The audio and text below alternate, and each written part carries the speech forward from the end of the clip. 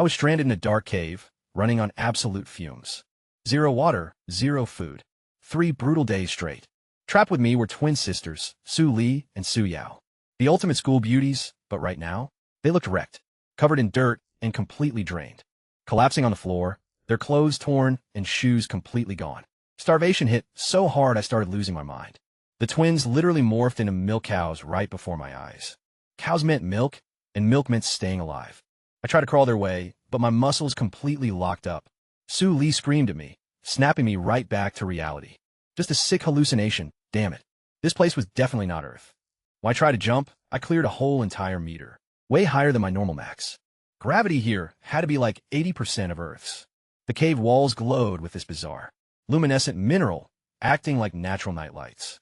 One specific tunnel plunged deeper underground, serving as a nest for freakish bat monsters. Our only way out was a tiny crawl space, leading straight into a jungle with massive 60-meter trees, vines as thick as literal barrels, 6-legged predators bigger than apex tigers, and mosquitoes the size of a grown man's fist. We barricaded the opening with heavy boulders and survived purely on the water droplets, sweating through the solid stone walls. It wasn't anywhere near enough for 3 people. But then I clocked something crucial. The portal that sucked us and was still buzzing, glowing with a faint crimson light in the center of the cave. It pulsed like a heartbeat, maybe once every minute. I figured the thing was recharging. Maybe once it hits full power, we can actually go home. But how do we even get into this mess 3 days ago? It started as a totally normal Friday afternoon. I'm the twins' classmate and their private tutor.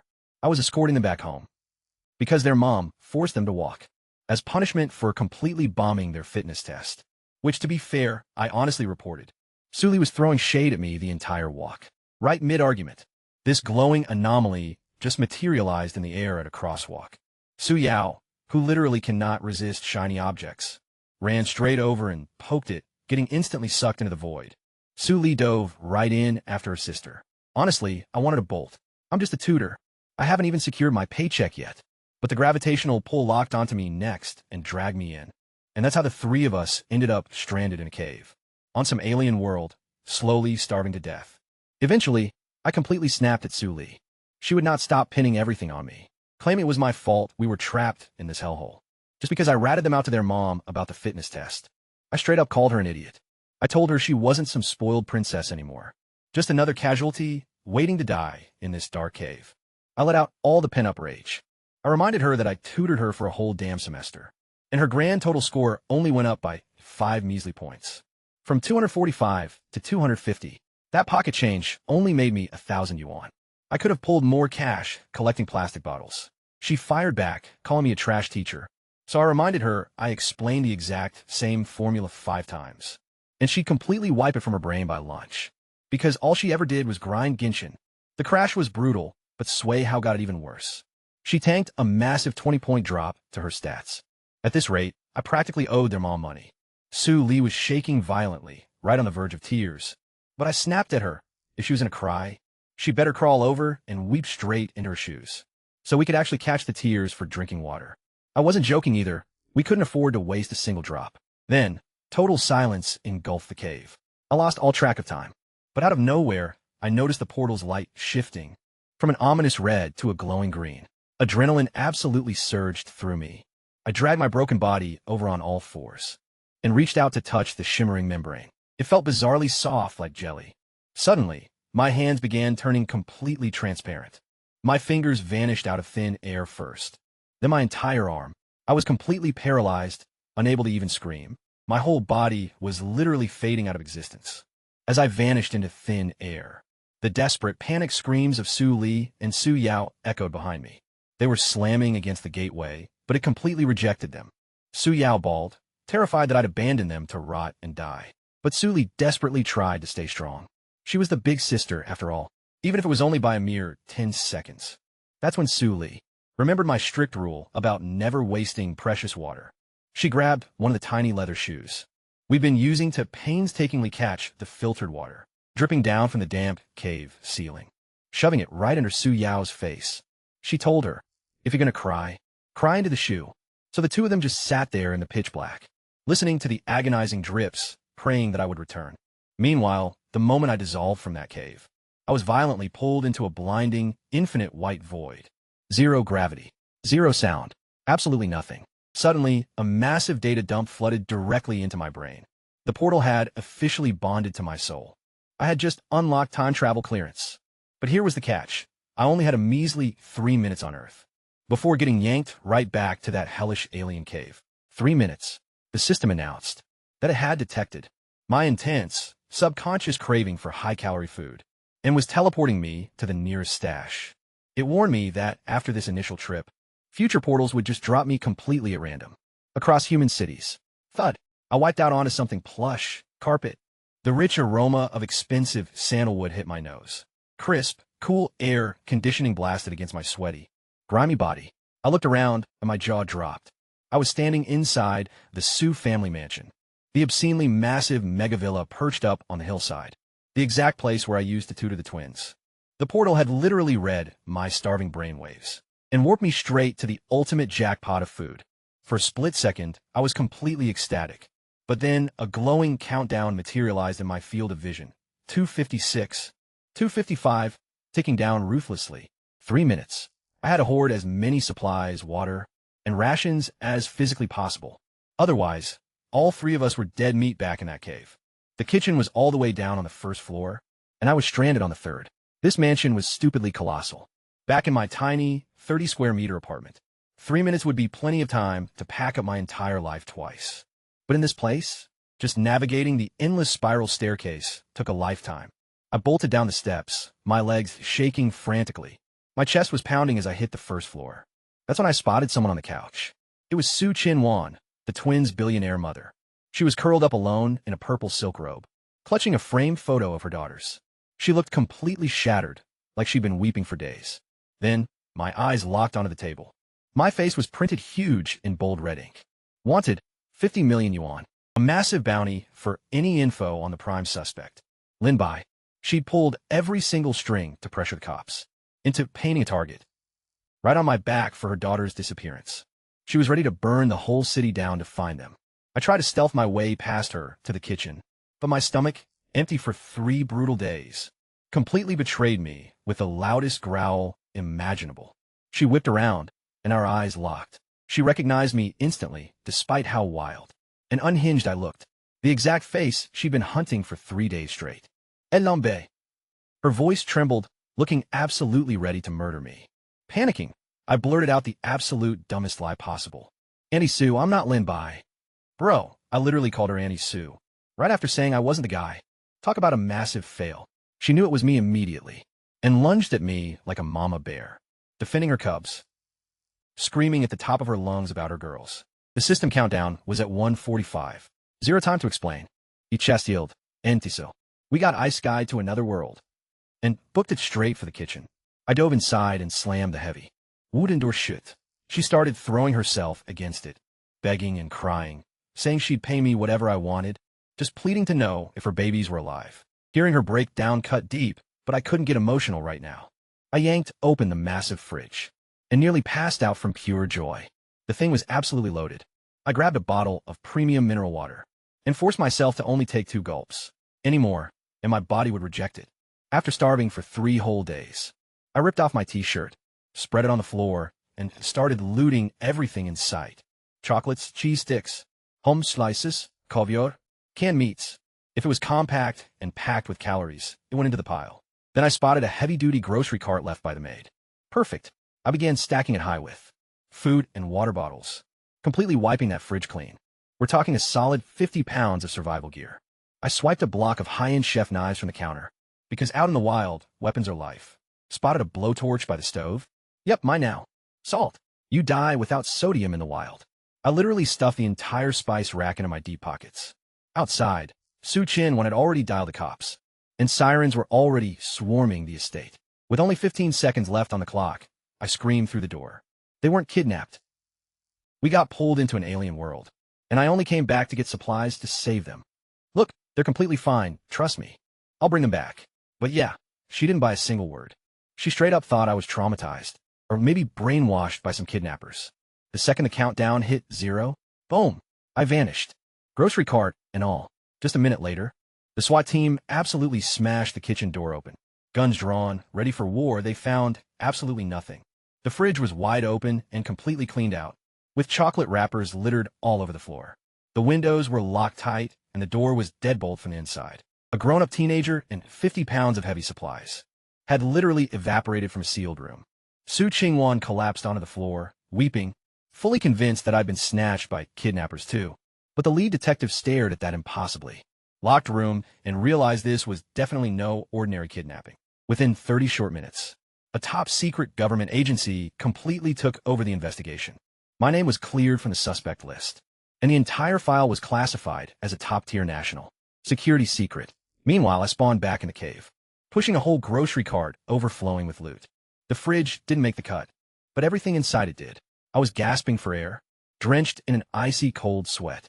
But man, staring down at 50 pounds of absolute survival essentials, I felt like an absolute king. Suli and Suyao were just staring at me and a massive haul. Suyao's eyes were practically beaming with desperate hunger. Suli tried to act tough and hide it, but I could totally tell.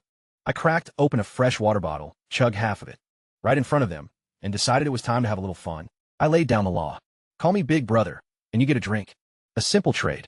Suli, of course, tried to negotiate. She claimed she was the sole heir to the massive Suli corporate empire, promising me insane riches for a little bit of respect. But I already knew I couldn't go back to Earth for good, meaning her empty promises were totally worthless out here. Suyao cracked first. She put on her most adorable, sweet voice. Lin Bai, Big Brother, please give Yao Yao just a little sip. Boom. I handed her the water and threw in a premium sausage as a bonus. She began inhaling it like a starving animal. Suli flat out refused. She declared she'd rather starve to death or get eaten alive by monsters than swallow her pride like that. She aggressively turned her back to me, shaking with hunger but remaining incredibly stubborn. Apparently, her mom always said that once you compromise your standards, they just keep hit bottom. So I told her I'd gladly bury her corpse, just for her sister's sake. Then I munched on my chocolate and went to inspect the glowing portal. But while my back was turned, Suyao stealthily passed her leftover sausage and a few gulps of water over to her sister. Oh, and I accidentally dropped 3 premium chocolate truffles right next to Suyao. Suli absolutely demolished the food, though she still tried to look elegant doing it. But then Suli paused. She noticed something. This chocolate was the exact premium brand her mother had imported from overseas just last week. And the water bottle?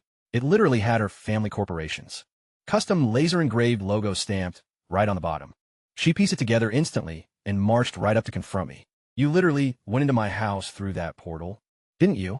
I decided to keep it 100 with her and said yeah. I completely raided her family's private kitchen. I almost got caught red-handed by her mom, too. And no, I can't take them back home to Earth.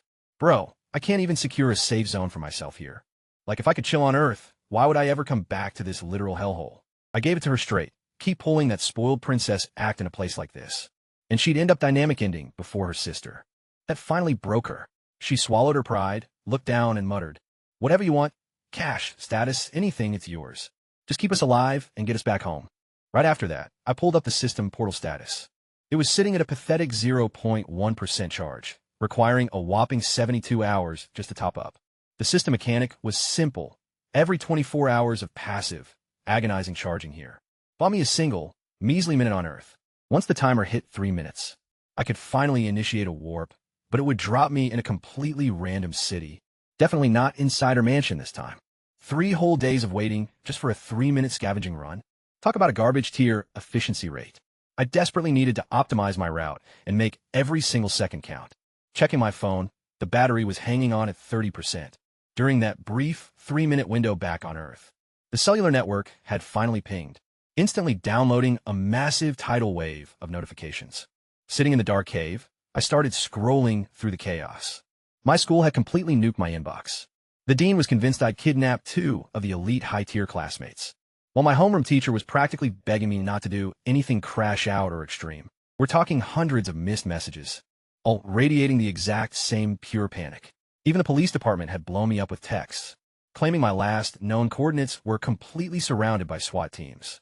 They ordered me to drop my weapons and release the hostages immediately, promising leniency since I was a minor and a first-time offender. Surrounded? I muttered, laughing out loud. I'm currently hiding out in an alien cavern probably billions of light years away from the solar system. Good luck trying to send an interstellar spaceship to arrest me. But the absolute highest volume of spam came from Annie Sue. Curious, I tapped on one of her voice memos and played it out loud. Instantly, her hysterical, tear-choked voice echoed through the stone cavern. Lin Bei, please, Auntie is begging you on her knees. Don't hurt my babies. I will give you absolutely anything you want. Suyao instantly recognized her mother's desperate voice, scrambling across the dirt floor in pure tears. Su Li rushed over right behind her, completely abandoning her usual high and mighty demeanor. I actually let them listen as the next audio message automatically played. You want money? 50 million? 100 million? I can liquidate the assets and get the cash right now. Just let me hear my daughter's voices, please. Suyao frantically lunged to grab the smartphone, desperate to speak to her mom, but I smoothly swiped it out of her reach. There's dead data signal in this dimension. We can't send anything out. I coldly told them to conserve the battery, since we needed to record proof-of-life videos later. That's when I caught Su Li analyzing me with an incredibly intense glare. She had clearly clocked the massive APB wanted notice glowing on my screen, and her entire vibe shifted instantly. Suddenly, she was treating me like a dangerous, backed-into-a-corner psychopath, who might completely lose it and execute them at any second. She immediately softened her tone, using a soothing voice to try and de-escalate me, coaxing that this whole situation was just a giant misunderstanding. She claimed her family possessed more than enough political leverage to wipe my criminal record clean if I just teleported them back home safely. Classic negotiation tactics. She was fishing, trying to figure out if I could open a gateway back to Earth at will. I just scoffed and dropped the brutal truth bomb right on her. The portal literally only stores 1 minute of Earth time for every full day we spend here. 1 single minute a day.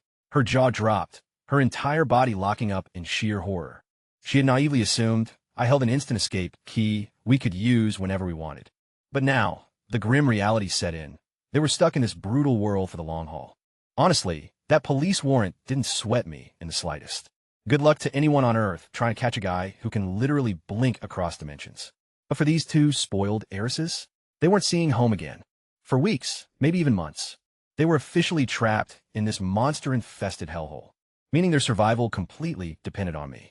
I watched the last shred of hope drain from her face. She gave a weak nod, whispering that she finally got it. I pointed toward a relatively clean corner of the cave and ordered both of them to go rest. It was time to stop daydreaming about returning home, because out here, the only goal that matters is surviving. Until tomorrow. Next, I tested out the kitchen blowtorch.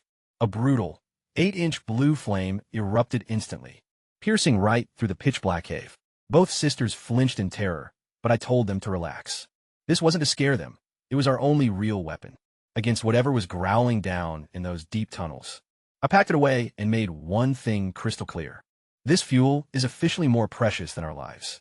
Nobody touches it unless something actively tries to kill us. No wasting it on cooking or boiling water, period. Then, I unboxed the supply cart like a high-stakes gotcha pull. 20 bottles of water, enough for a week if we ration it perfectly. A professional set of kitchen knives, featuring a heavy-duty, bone-crushing cleaver. But then I pulled out this massive, black vacuum-seal bag covered in foreign text. I honestly had no clue what it was, but Sui Yao recognized it instantly. It was 5J grade Iberian ham. Apparently, their mom had dropped a massive 300,000 yuan on it. The absolute best part? 0 cooking required. Just slice and serve. In a cave where we can't afford to start fires. This was a total godsend. I also found a massive chunk of raw beef, some canned lunch meat, and 3 boxes of high-end chocolate. With the inventory done, it was time to lay down the law. From this moment on, we operate as a team. I handle logistics, strategic planning, and handling threats. They take care of camp maintenance, cleaning up, and keeping this base running smoothly. The rule is simple. You work, you eat. No work, no food. And that boundary applies to everyone, including me. Sui Yao immediately raised her dusty, tiny hand, declaring she had 0 objections, and pledged her unconditional cooperation. I tossed her a piece of chocolate as a reward for the great attitude, then handed Sui Yao her very first mission.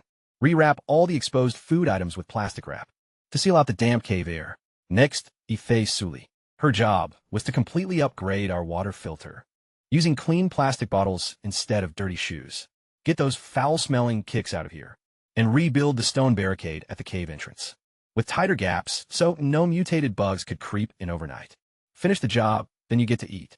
I could see the protest boiling behind her eyes, but she checked herself. The terms were completely fair. After all, I had taken on the most lethal role myself. Without uttering a single word, she spun around and went to work. using nothing but her bare hands. The exact same hands that used to play classical piano. Meanwhile, I sliced into the premium ham, the blade effortlessly piercing the vacuum seal, and popped a sample right into my mouth. The rich, savory fat literally melted across my tongue. After enduring 3 brutal days of starvation, this was easily the most exquisite thing I'd ever tasted. Flash forward 10 minutes later. Sui Yao had finished sealing up the supplies, perfectly neat and tidy. I handed over a generous slab of ham as her hard-earned paycheck, which she absolutely demolished. 10 more minutes passed, and Suli returned. Her face was caked in dirt, her hands were covered in scrapes, and sweat drenched her forehead as she stood before me in dead silence. I sliced her a massive portion, even bigger than her sister's, easily a solid half-pound. I handed it over on clean butcher paper. No mind games, no strings attached. Just a straight-up business transaction. She put in the work, so she earned the food. She stared at it blankly, then finally took it. And then, she said something I never expected to hear from her. A barely audible, but completely genuine, thank you. As she chewed slowly, her eyes started tearing up. But this wasn't some pity party. She confessed to me later that for the first time in her life, she felt the pride of earning a meal with her own 2 hands. Somehow, in this absolute hellhole, that simple realization felt incredibly real. Once we finished eating, I called a quick huddle. I laid down the law. We're a squad now. I'm the captain, and they're the crew. I looked right at Sully and asked if she had a problem with that. She visibly winced at being demoted to a mere team member, but she shook her head. I told them to catch an hour of sleep, while I went to inspect the perimeter at the cave entrance. When I checked out Su Li's makeshift wall, I was shocked. She'd sealed it perfectly with jagged rocks, leaving only a tiny fist-sized air vent at the very top. Peeking through the gap, the outside world was pitch black, and the untamed jungle was alive with flashing neon green eyes and terrifying, echoing howls. But absolutely nothing was breaking in here. I had to give credit where credit was due. The princess killed it. I told her she did a great job and tossed her a fresh water bottle. She looked completely stunned. She had probably prepared 100 snappy comebacks, expecting me to roast her. So actual praise completely short-circuited her brain. Blushing furiously, she immediately snapped her head away, muttering under her breath that she only did it so she wouldn't end up as monster food. With my phone battery rapidly dropping to 25%, I had to focus on the real priority. I called Suyao over to execute the master plan. Record a detailed video confession explaining the whole situation, to prove once and for all that I'm not some crazy kidnapper. The plan was that the next time the portal synced up, I'd chuck the phone through for the cops to find. A measly 3-minute window isn't nearly enough time to explain this insanity to anyone face-to-face, but a video would do all the heavy lifting. With luck, the government might even deploy scientists, or a full elite rescue team. Suyao stepped up to the camera first. She started off strong enough. "Hello, Mr. Police Officer. Mommy, it's your little Yao Yao." But then she immediately burst into uncontrollable tears. I urged her to speed it up since the phone was literally about to die. Sucking it up, she pulled herself together and explained how she touched the weird anomaly and got violently sucked in, how her sister dove in right after her, and how I leaped in at the last second desperately trying to save them. But then, the script took a disastrous turn. Don't blame Linbei, Mommy. Even though he trapped us inside this terrifying, dark cave, and absolutely refuses to let us leave, I immediately cut her off. Hold up, that literally sounds like a textbook kidnapping. She tried a second take, even though Linbei is super mean, and totally terrorized my sister with a gun, and forced her to do brutal hard labor moving rocks. As long as we obey his orders, he feeds us meat. I slammed the stop button instantly. This wasn't a video clearing my name at all. This was a hostage tape that would officially get me a SWAT team death warrant on sight. I stared at her blankly and asked, "Who the heck taught you Chinese anyway?" She claimed you actually pulled it off. Bro, I nearly passed out right then and there. I literally shoved her aside and took matters into my own hands. I flipped the camera straight to my face, introduced myself, as the poor guy plastered all over the wanted posters, and made it crystal clear that I was absolutely not a kidnapper.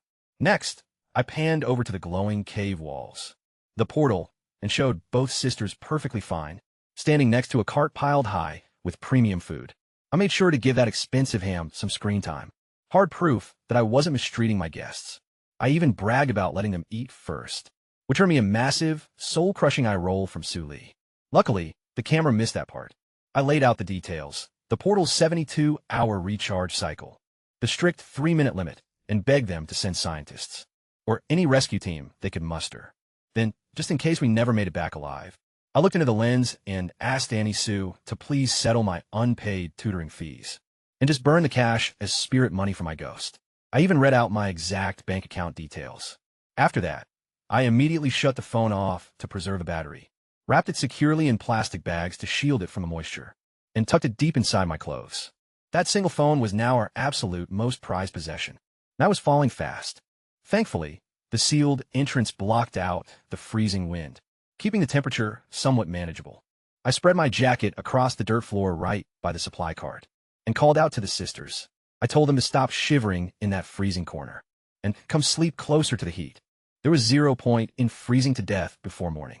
Sue Lee hesitated for a second, but once she realized I'd already turned my back to give them privacy, she quietly guided Su Yao over and lay down a few feet away.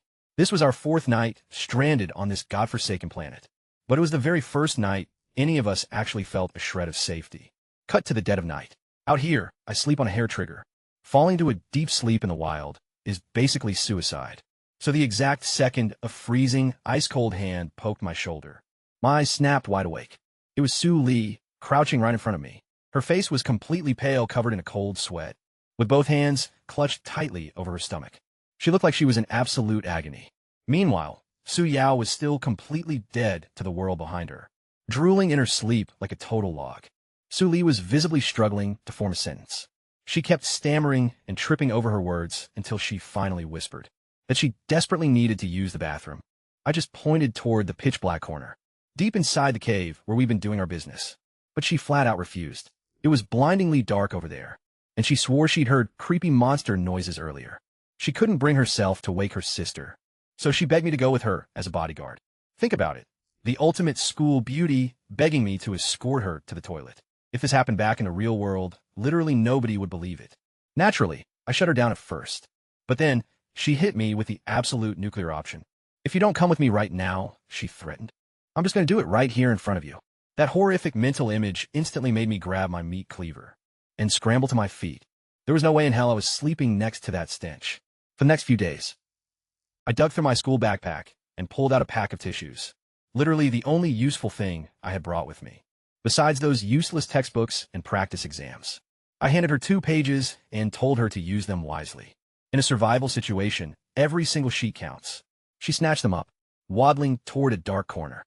As fast as she could, I stopped about 10 meters away, turned around, and kept guard with my knife out. To distract myself, I started reciting classical poetry in my head, but then the noises started. First a loud blast, followed by a whole symphony of sounds that I'm absolutely not going to describe. Let's just say it completely shattered her goddess image. Forever, I stayed dead silent, pretending I didn't hear a single thing. 5 minutes later, she peeked out from behind a rock, her hair covering her face in total shame. She muttered, "I'm done," in the most microscopic voice ever. The walk back was pure silence. Halfway there, she stopped and thanked me, not just for being her bodyguard, but for not laughing at her. I joked that I was just protecting the cave's air quality and told her to wake her sister next time. She immediately snapped back, "Mind your own business," in her usual bratty tone. But something had definitely changed. Sharing that awkward moment had actually broken down the walls between us. Before we drifted off to sleep, I warned her not to scarf down food like that again. Starving for 3 days and then immediately binging? A delicate stomach like hers just couldn't handle the shock. She buried her face in her arms in the dark, but I'm pretty sure I saw her smile.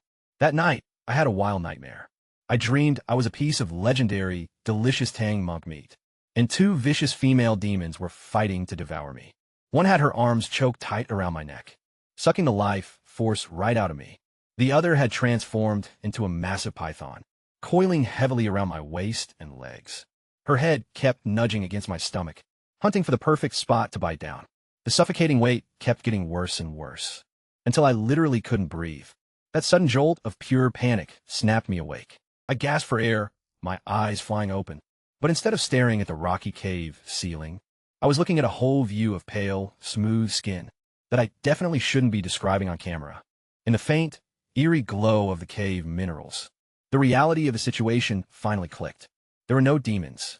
These 2 sisters, with their absolutely chaotic sleeping habits, had literally turned me into a human body pillow. On my left, Sia was clinging to me like a straight-up koala, both arms locked around my neck in a total death grip, her face buried right into my chest, sleeping like an absolute baby. But because of her wild tossing and turning, her already short skirt had completely rolled, all the way up past her waist, leaving absolutely nothing to the imagination. One of her legs was thrown right across my stomach, with zero shame, pinning me down with her full body weight. Well, that explains the giant python from my dream. But on my right side, the situation was somehow even crazier. Suli, the girl who always acted so cold and elegant, every single day of her life, was gripping my leg like a giant plushie, and her face was literally buried in my inner thigh, right in the most dangerous, sensitive zone possible. Seriously, just a few inches higher, and she would have made direct contact with my literal manhood. So yeah, that explains the choking nightmare. Suddenly, the blood rushed straight to my face. Look, I consider myself a decent guy. And sure, both of them were covered in dirt right now, looking like they'd been stranded in the wild for a whole week, which fair they had. But man, I'm still healthy. Teenage dude with raging hormones, waking up to this insane level of full body contact.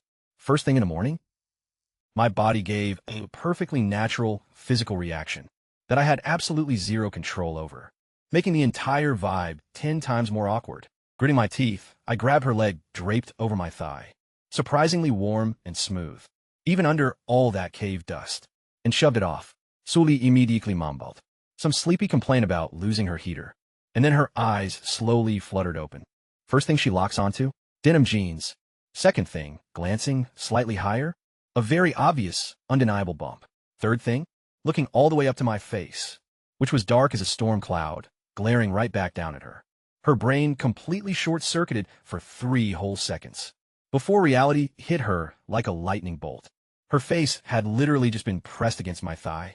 Right there, she let out a shriek so loud, it blasted through every single tunnel in the cave, probably waking up monsters. Sleeping 100 meters deep, she launched herself backward, like she'd just been electrocuted, scrambling away on all fours, until her back slammed against the cave wall. Her hands flew up to cover her face, but her fingers peeked open just enough to shoot me a look of absolute horror and pure outrage through the gaps. Why you pervert? I rolled my eyes so hard I almost saw my own brain. Lady, get your facts straight. You're the one who wrapped yourself around me, like a needy octopus. If anything, I should be suing you for harassment. That screech woke Suyao up too. She lifted her head groggily from my chest, yawning. What's happening? Is it breakfast time yet? But then, she noticed the cold wetness around her mouth. She wiped it, pulling away a whole handful of drool. She looked down at my black shirt and saw a massive, embarrassing wet stain right on the chest. Her literal masterpiece. Her face flushed so violently red, I thought steam was about to pour out of her ears. I'm so sorry. She ripped her arms off my neck and dove straight behind her sister, like a terrified rabbit. I swear, I was just dreaming about eating Jello. I peeled off the drool-soaked shirt, completely disgusted. Suyao, are you secretly a human faucet? Can you at least try closing your mouth when you sleep? I can't help it, she whimpered. Meanwhile, Suli had recovered enough to go on the offensive. She crossed her arms, snapping, This is totally your fault. All because he forced us to cuddle up so close. I just gave her a deadpan stare. Fine. Tonight, you two can take the far end of the cave. I'll be sleeping right over here. Feel free to freeze to death for all I care. Wait, no. Suyao instanti panicked. Last night's warmth was literal life-saving luxury, compared to a little bit of awkward embarrassment. Dying of hypothermia was way more terrifying. I swear I won't drool on you again, okay? Man, watching these two sisters play good cop, bad cop was getting completely exhausting. I draped my soaked t-shirt over a rock to dry and just stood there. Since I hit the basketball court on the regular, I might not have had a shredded, photoshopped 8-pack, but my frame was lean, toned, and solid, with some pretty noticeable muscle definition in my arms. Out of the corner of my eye, I caught Sue Lee sneaking a peek, before quickly snapping her gaze away. The tips of her ears flushed a bright pink. She clearly wasn't expecting her supposedly annoying tutor to actually be low-key ripped. I decided to let it slide, walking over to the small air vent at the cave's entrance. No direct sunlight was breaking through yet, but the sky outside was fully illuminated. A brand new day. I checked the system portal. The cooldown progress bar was sitting at 34.5%. Roughly 48 hours left until we could jump back to Earth. I spun around to face the two sisters, who were still huddled together in their corner, looking completely shell-shocked by the morning's chaos. For the next 2 days, we have exactly one mission. Suli immediately tensed up. What, more hauling heavy rocks? I just shook my head, pointing down at her legs, which were still visibly shaking from yesterday's brutal labor. Then I pointed at Su Yao's tiny, fragile frame, the kind that would start wheezing after jogging a mere 10 steps. With your current trash-tier fitness levels, if real danger actually ambushes us, you won't even be able to run away. Even if I had 3 heads and 6 arms, there's no way I can carry 2 dead weights who can't even sprint. So, for the next 48 hours, we stay inside. We fortify this cave properly. And more importantly, I picked up a sturdy branch I'd snatched from the entrance and smacked it lightly against my palm like a drill sergeant's pointer. We begin intensive physical training. Su Yao's eyes went wide. Training. We start with the basics, adapt to this world's gravity, and build your stamina step by step. Hearing this, Su Li practically exploded. Her already exhausted legs gave out completely, and she nearly collapsed straight to her knees. Just from hearing the word workout. No way, I refuse. You're going to literally kill us. I almost saw God. Just running the mandatory 1K fitness test at school. And now you want me to do a boot camp here? Absolutely not. I didn't even bother arguing. Instead, I casually strolled over to the supply cart, picked up a pristine, sealed bottle of water, and a fresh pack of chocolates, then looked over at Su Yao. All right then, Suli, since you won't be exercising, you'll be on strict rations today. No movement means you don't need the extra calories. Honestly, thanks for saving us some food.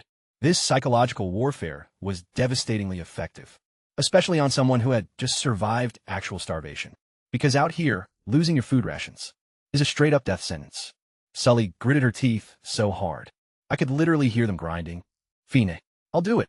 And just like that, the boot camp began with the basics. Sui Yao was up first for sit-ups, complaining nonstop about being the guinea pig, but she still listened, dropping down onto a jacket we spread on the dirt. Next up, push-ups. The cave, which had been dead silent for days, was suddenly echoing with endless screaming and agonizing groans. 1, 2, 3, Jo, Sadi. Keep your hips up. 4 matters. Why are you just laying flat on the floor? Ow, ow. I can't do it. My back is literally breaking. Broken or not, keep moving. That was literally only your 2nd rep. You're quitting already, Lindbergh? You're a demon. A total monster. Meanwhile, I had already crushed my own workout, doing several times their total volume. So I just sat nearby, munching on beef jerky while ruthlessly counting down their reps. Sure, it probably looked sadistic, but I wasn't doing this to torture them. In this environment's lower gravity, without intense, regular exercise, their muscles would waste away in no time. Plus, the oxygen levels here seemed way higher than Earth's, which explained why the local flora and fauna grew into absolute monstrosities. We're talking 200-foot trees and mosquitoes the size of your fist. Cracking the science behind this alien world was crucial for survival, but tried to explain atmosphere composition and muscle atrophy to 2 high school girls who couldn't even pass a basic gym class. Yeah, that would be a total waste of breath. It was way more efficient to just threaten their stomachs. 9, 10. The moment I called out the final number, Sully collapsed onto the floor, like a puddle of melted wax. 10 reps on day 1, just enough to jumpstart their conditioning. Sweat completely soaked through her already dirty shirt, making the wet fabric cling tightly to her skin, revealing a surprisingly curvy figure. Honestly, I totally underestimated what those baggy school uniforms have been hiding. I am literally gonna die. She wheezed, gasping as if her lungs were about to burst. You're fine. I tossed a water bottle her way. Sip it slowly, rest for a few minutes, and then we move on to stretching. I continued. Over the next 2 days, we're completely remodeling this cave. We'll clear out the useless boulders from the center and divide the layout into 3 distinct zones: a living area, a storage area, and a bathroom. Only when our home base is fully locked down can we actually start planning for the long game. Sully grabbed the water and took a massive gulp, staring at my back as I began sorting the supplies and mapping out our new base. The man never wasted a single breath.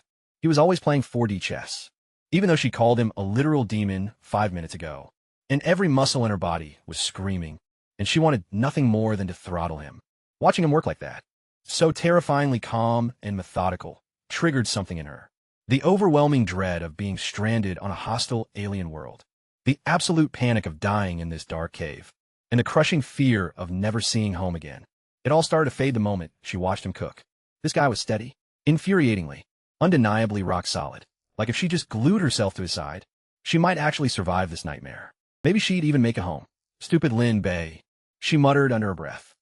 Without even turning around, I called her out. What was that? Nothing. She snapped. Just trash-talking you to keep my sanity. The next 48 hours were absolute hell for the sisters. But they locked in. Mornings were pure boot camp and brutal manual labor, while nights were spent awkwardly huddling together just to freeze less. But by the end of it, this damp cave actually looked like a legit, livable base. It was organized, spotless, and completely mapped out into proper zones. Suli finally lost that hollow, defeated look in her eyes. Sure, she still whined and kept up her proud act, but her hustle got faster and sharper by the day, and Su Yao went from a helpless, crying mess to a clutch asset who could sort inventory and even craft basic tools by grinding rocks together. Meanwhile, I was pushing myself harder than both of them combined. Endless conditioning, sprint drills, grappling, evasion tactics, and carrying massive payloads. Every single movement was optimized for the one thing that mattered: the next 3-minute raid on Earth. I needed to be the ultimate speed-looting machine. And then, the moment finally arrived. The indicator flashed green. The portal was fully charged and ready.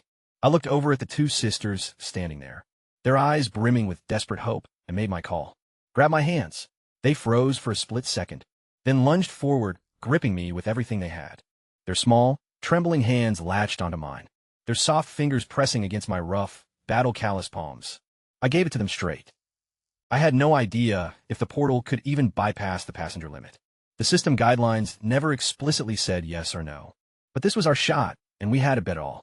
Suli's hands were slick with cold sweat, shaking uncontrollably, while Su Yao wrapped her entire weight around my arm, like it was her literal lifeline. I roared over the noise. No matter what happens, no matter how violent it gets, do not let go.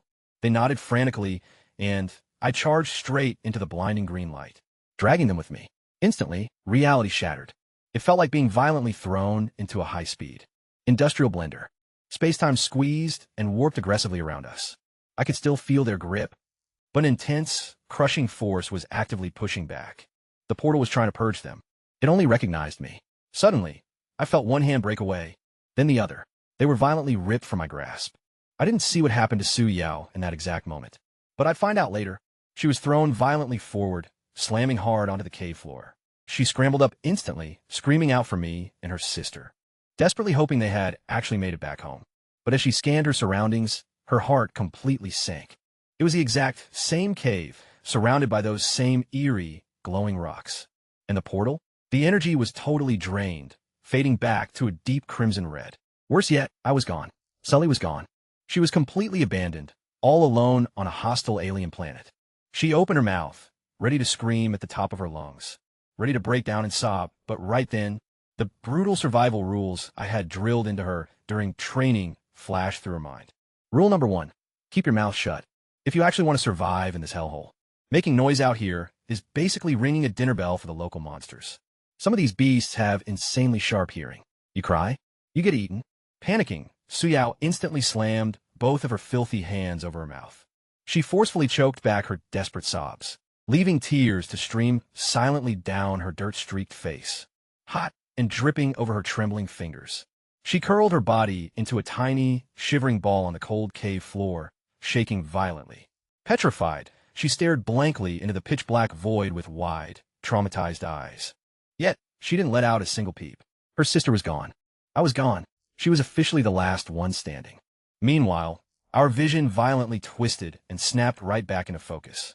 Blinding sunlight hit our eyes, accompanied by the roar of loud voices and the unmistakable, pungent stench of tractor exhaust. We successfully made it back to Earth, but definitely not to the luxury Su Mansion.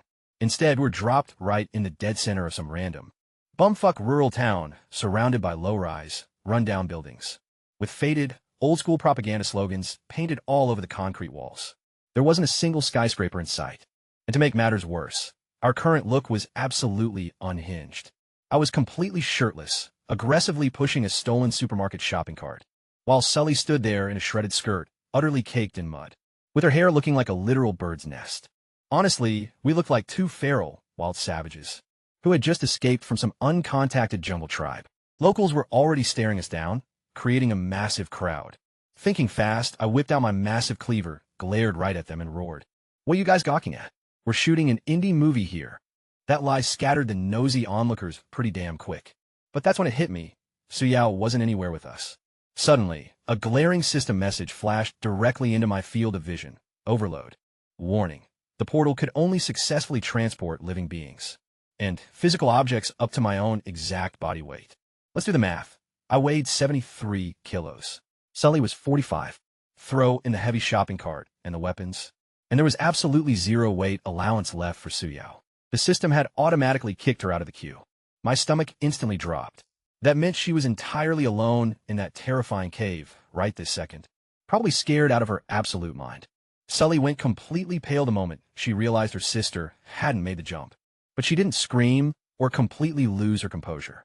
Her voice was trembling, but her brain was firing on all cylinders. She got left behind because of the portal's weight restriction, right? I was genuinely impressed by her quick thinking. Yeah, but don't panic. We'll be heading right back in less than 3 minutes. As long as we stock up on survival gear, she'll be totally fine. I quickly calculated the logistics for the return trip, subtracting Sully's 45 kilos from the total. I could only bring back a maximum of 28 kilos of supplies. Every single gram mattered now.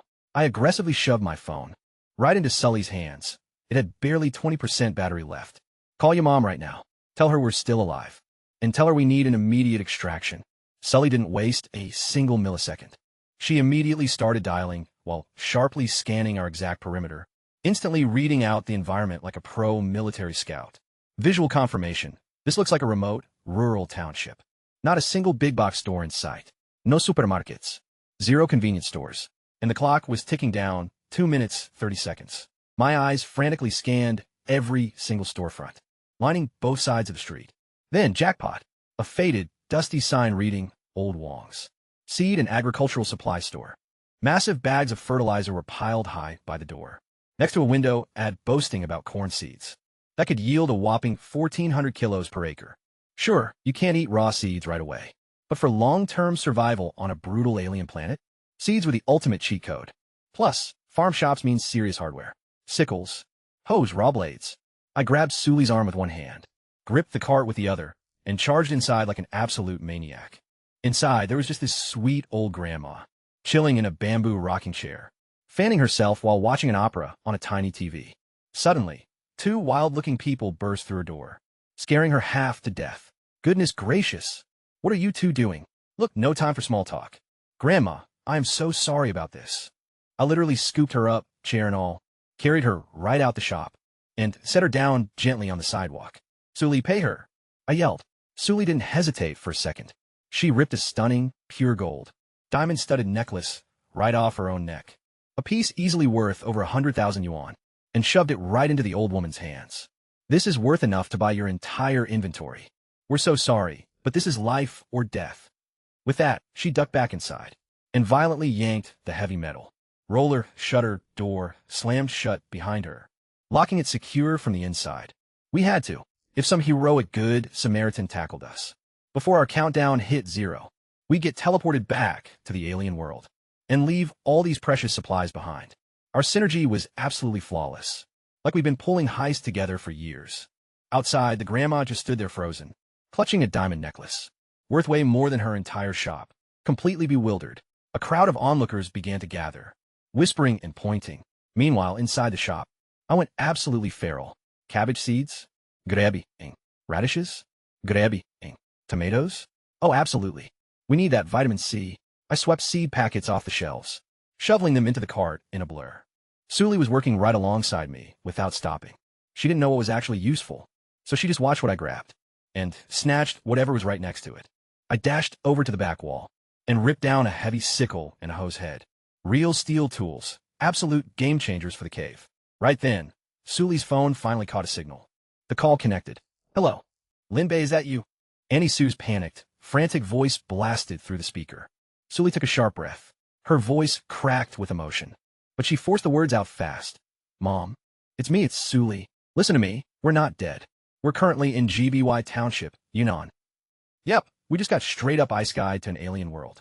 But we managed to clutch a warp back home just to raid for supplies. We only had a 3-minute window, and the line went dead silent. Then, her mom's voice completely shattered in panic. Teleported? Are you losing your mind, Sully? And what about Linbei? How'd he just vanish thin air last time? 0 time to explain. Sully shot me a frantic look, blitzing through the store shelves like a literal hurricane. She bit her lip, screaming, "Mom, listen to me. Lin Bei didn't kidnap us. He's literally keeping us alive right now.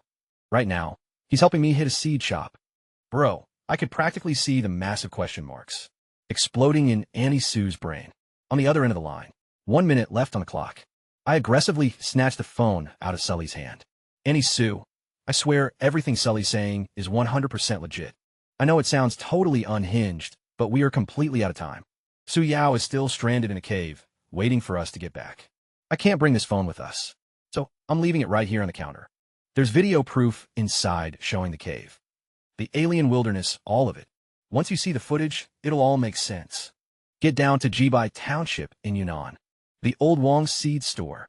I slammed the hang-up button, tossed the phone onto the counter, right where it couldn't be missed, and pivoted back to our loot. Seeds, heavy-duty pesticides, a sickle, a hoe head, and bundles of bottled water. Absolute massive haul. "Get on the scale now," I barked, pointing at the massive industrial platform scale. The shop used to weigh heavy bulk seed sacks. We had to weigh every single gram together. Our absolute cap was 72 kilos. Move, move, move. I intentionally left a 1 kilo safety buffer. Sully leaped onto the scale, dragging the cart with her. The dial spun furiously before locking in place. 70.3 kilos. Let's go. We had exactly 1.7 kilos left to play with. Suddenly, my eyes locked onto a few bags of white rabbit milk. Candy sitting right there on the counter. Sugar means pure, instant calories, and, honestly, a little candy would do wonders to comfort Su Yao, who was probably scared out of her mind alone in that cave. I snatched the bag and aggressively shoved it into Sully's arms. "Hold on to this." But then, Sully spotted a golden find I'd totally missed. A vacuum-sealed pack of artisanal cured farm sausage, dangling right near the counter.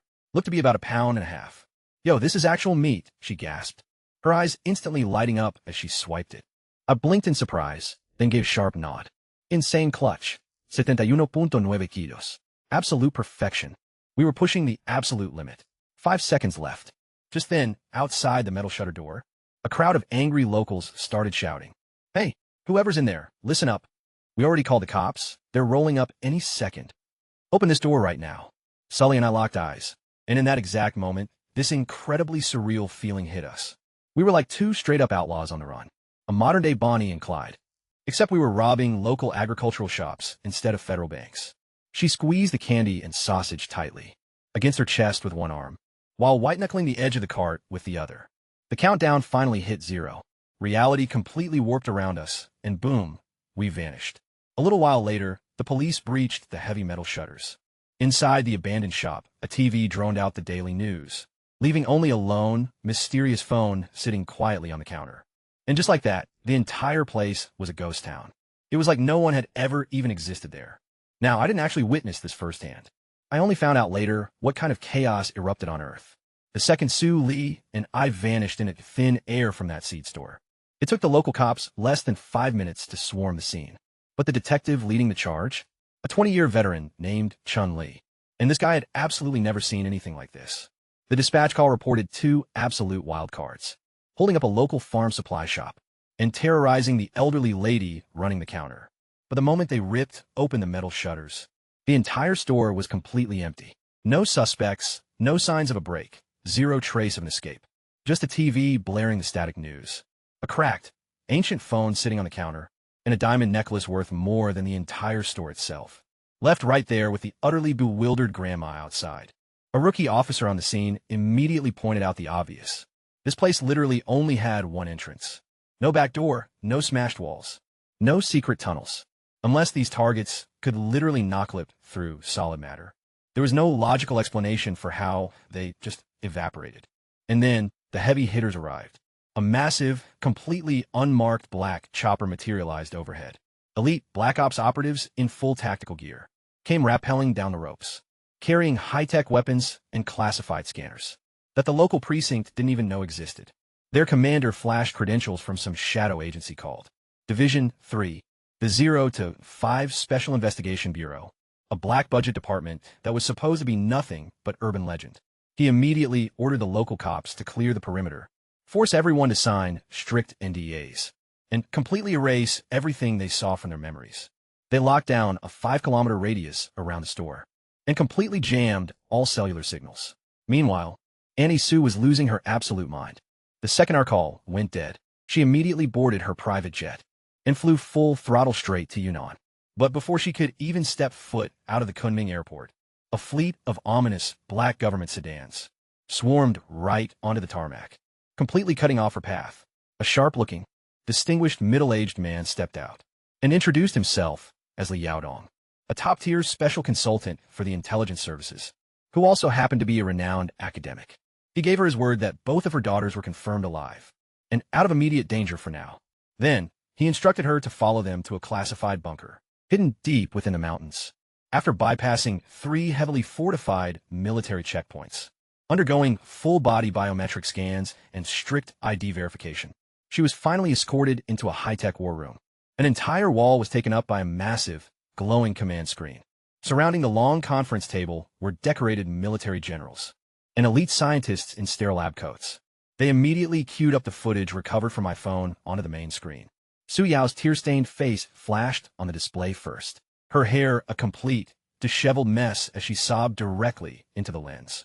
"Please, officers. Mom, it's me. It's Yao Yao." Auntie Sue instantly covered her mouth, biting down hard on her own teeth to stifle her desperate cries, terrified that she might miss a single, crucial detail. And boom, that was on screen. The shaky, raw footage captured the eerie glow of the cave walls, the ominous red portal, and the completely sealed entrance. You could see the supply cart and Sully grinding away, hauling heavy rocks in the background. Suddenly, my own voice echoed through the massive conference room, warning everyone, this is an alien planet. I repeat, an actual alien planet. The video was barely 2 minutes long, and it ended with me desperately begging Annie Sue to burn my unpaid tutoring wages as ghost money, literally reading out my entire bank account number. The screen went pitch black, leaving the room in absolute dead silence. Breaking the tension, Annie Sue asked the one burning question on everyone's mind. Could the government actually bring us back? Li Yaodong gave her a dead serious, solemn nod. The nation will never abandon a single citizen. We will do whatever it takes. Then he jumped straight into the mind-blowing technical findings. Despite the low-res, potato-quality video, their top-tier physicists and elite biologists had already extracted some absolutely critical data by meticulously analyzing the sound wave frequencies in my voice, along with the bizarre environmental details hidden in the footage. They determined that the cave's oxygen levels were off the charts high, way higher than even Earth's prehistoric Cretaceous period. Annie Sue, being highly educated, immediately caught on to the terrifying implications. Wait, shouldn't they be suffering from severe oxygen poisoning, or at least massive oxygen intoxication? Li Yaodong nodded slowly, then shook his head. Under normal circumstances, absolutely. Any regular human doing intense workouts in that atmosphere would trigger a fatal toxic reaction instantly. They'd be dead. But in the clip, Sully and him were crushing hardcore physical labor without showing a single symptom. His ultimate conclusion? During the crazy teleportation process, or the exact microsecond they touched down on that world, their bodies were forcefully modified by some unexplainable, supernatural power. This cheat code modification perfectly adapted them to survive the harsh alien environment, radically boosting their overall physical stats and capabilities. Hearing this, the generals and top scientists around the table all leaned forward, completely hooked by the revelation. But then came the brutal reality check about the transport mechanism. Back at the seed store crime scene, they had deployed their most advanced, ultra-sensitive sensors, scouring the area for even a microscopic speck of alien soil, foreign bacteria, or extraterrestrial air particles. The result? Absolutely zero. The teleportation tech was apparently so flawlessly clean that it seamlessly filtered out and completely erased every single trace of non-native matter, which meant bad news. They couldn't study the new planet using real physical samples. They literally had nothing to analyze. Annie Sue then brought up the most obvious loophole. If Sully managed to get pulled back to Earth, why couldn't she just stay here safely? Why did she have to return to that death trap? Li Yaodong clarified that while the transport rules were still a mystery, their best theory was that the moment the countdown hits 0, the system forcefully drags everyone right back to that alien cave. No exceptions, no escaping it. The head general tapped his desk firmly, cutting straight to the chase. To outline their master plan, Li Yaodong laid down the strategy. Activate nationwide surveillance. Wait out the clock and intercept them since they couldn't cross over themselves. Since tracking the portal's signature was totally impossible, they had to resort to the only option left on the table: pure brute force coverage. I already told them the portal had a strict 72-hour cooldown, meaning the next window would open in exactly 3 days. Where I'd pop up was completely random and unpredictable, but the absolute second I materialized, anywhere inside the country's borders, as long as people were around, I'd leave a digital footprint. The general pulled up a massive map of China on the giant screen. My face, Suli's face, and Su Yao's face had already been fed into the national surveillance grid, under a maximum priority, red alert status. Literally every single camera in every train station, airport, shopping mall, and backwater village was locked and loading. If a single lens caught even a glimpse of us, or if a citizen reported anyone spawning out of thin air, the system would instantly trigger a nationwide alarm. Within 3 seconds flat, the nearest patrol units, tactical SWAT teams, or even military bases would blitz toward the coordinates loaded with supplies. Sure, they probably wouldn't make it in time for a tiny 3-minute window, but it was their only shot. The meeting abruptly paused as the general stepped into a secure room, picked up a heavily encrypted red phone, and dialed a top-secret number, known only to a literal handful of people in the entire country. Sir, it's confirmed. The targets are stranded on an exoplanet. The transport mechanism is verified stable, and actively requesting immediate clearance to mobilize all national assets and establish a 3-man specialized support division. 2 seconds of dead silence passed before a booming, authoritative voice approved it. Whatever the cost, give them the full backing of the state. This is a once-in-a-millennium opportunity. This could literally be humanity's first step into the cosmos. The general marched back into the war room and began firing off orders. Within 24 hours, they needed to manufacture a standardized, single-soldier survival loadout. It had to be totally foolproof, requiring 0 instructions. Just high-density nutrient rations, advanced medicine, ultra-lightweight weaponry, and multi-purpose survival gear. These specialized crates will be pre-staged at every police precinct and military outpost across the entire nation. In 3 days, every single branch of the military and law enforcement would receive strict deployment orders to flood the streets on high-alert patrol routes. The exact moment anyone caught sight of me anywhere, the local boots on the ground were ordered to instantly shove these hyper-advanced supply kits right into my hands. No questions asked. The general then turned to Andy Sue, his tone deeply sincere. Mom, please don't worry. While we can't bring them back home just yet, this entire nation will become their ultimate lifeline. The second Lin by touches down on our soil, even if it's just for a flash. We're going to pack his inventory with the absolute best tech we have. Next time around, they won't be heading back into the wild armed with nothing but basic farm tools. Suddenly, Suli and I crashed right back in a cavern, materializing right next to the portal, which had already burned out back to a dull, dark red. I was violently gasping for air, my left hand white-knuckling the handle of the supply cart, my fingers completely throbbing from gripping it with everything I had during the warp. But my right hand was still tightly locked with Suli's, our fingers desperately intertwined. She was practically glued to my side. The zero-gravity whiplash during transport had slammed her right into me, and she wasn't letting go. As the vertigo cleared, her eyes snapped open, taking in the claustrophobic cave walls. She instantly realized we were back in this absolute hellhole. But something was different this time around. She didn't look completely crushed like before. Maybe it was the massive haul of supplies we brought, or maybe it was something else entirely. Suddenly, she noticed our fingers were tightly interlaced. Catching her staring, I casually loosened my grip. She snatched her hand back like she just touched a blazing stove. So, where's my sister? Where'd that idiot Su Yao go? She quickly whipped her face away, but even in the dim glow of the minerals, I could see her blushing furiously. Her face was red as a ripe apple. She mumbled a quick, glad we made it back alive, desperately trying to mask the awkward tension in her racing heart. Honestly, I didn't have time for the rom-com drama. I scanned over toward our makeshift camp, in the far corner of the cave, and yep, there she was, a tiny figure curled into a tight ball on the dirt, completely swallowed up by my oversized jacket.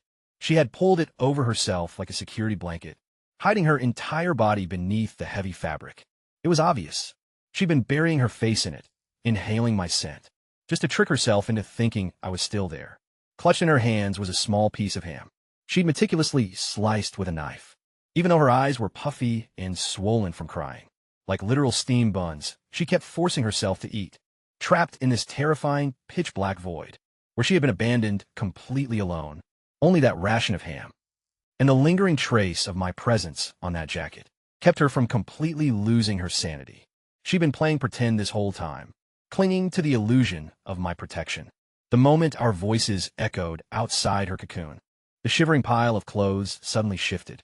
A dusty, grime-covered little face poked out, with clear tear tracks cutting through the dirt. She looked exactly like a heartbroken puppy, left stranded on the side of the highway.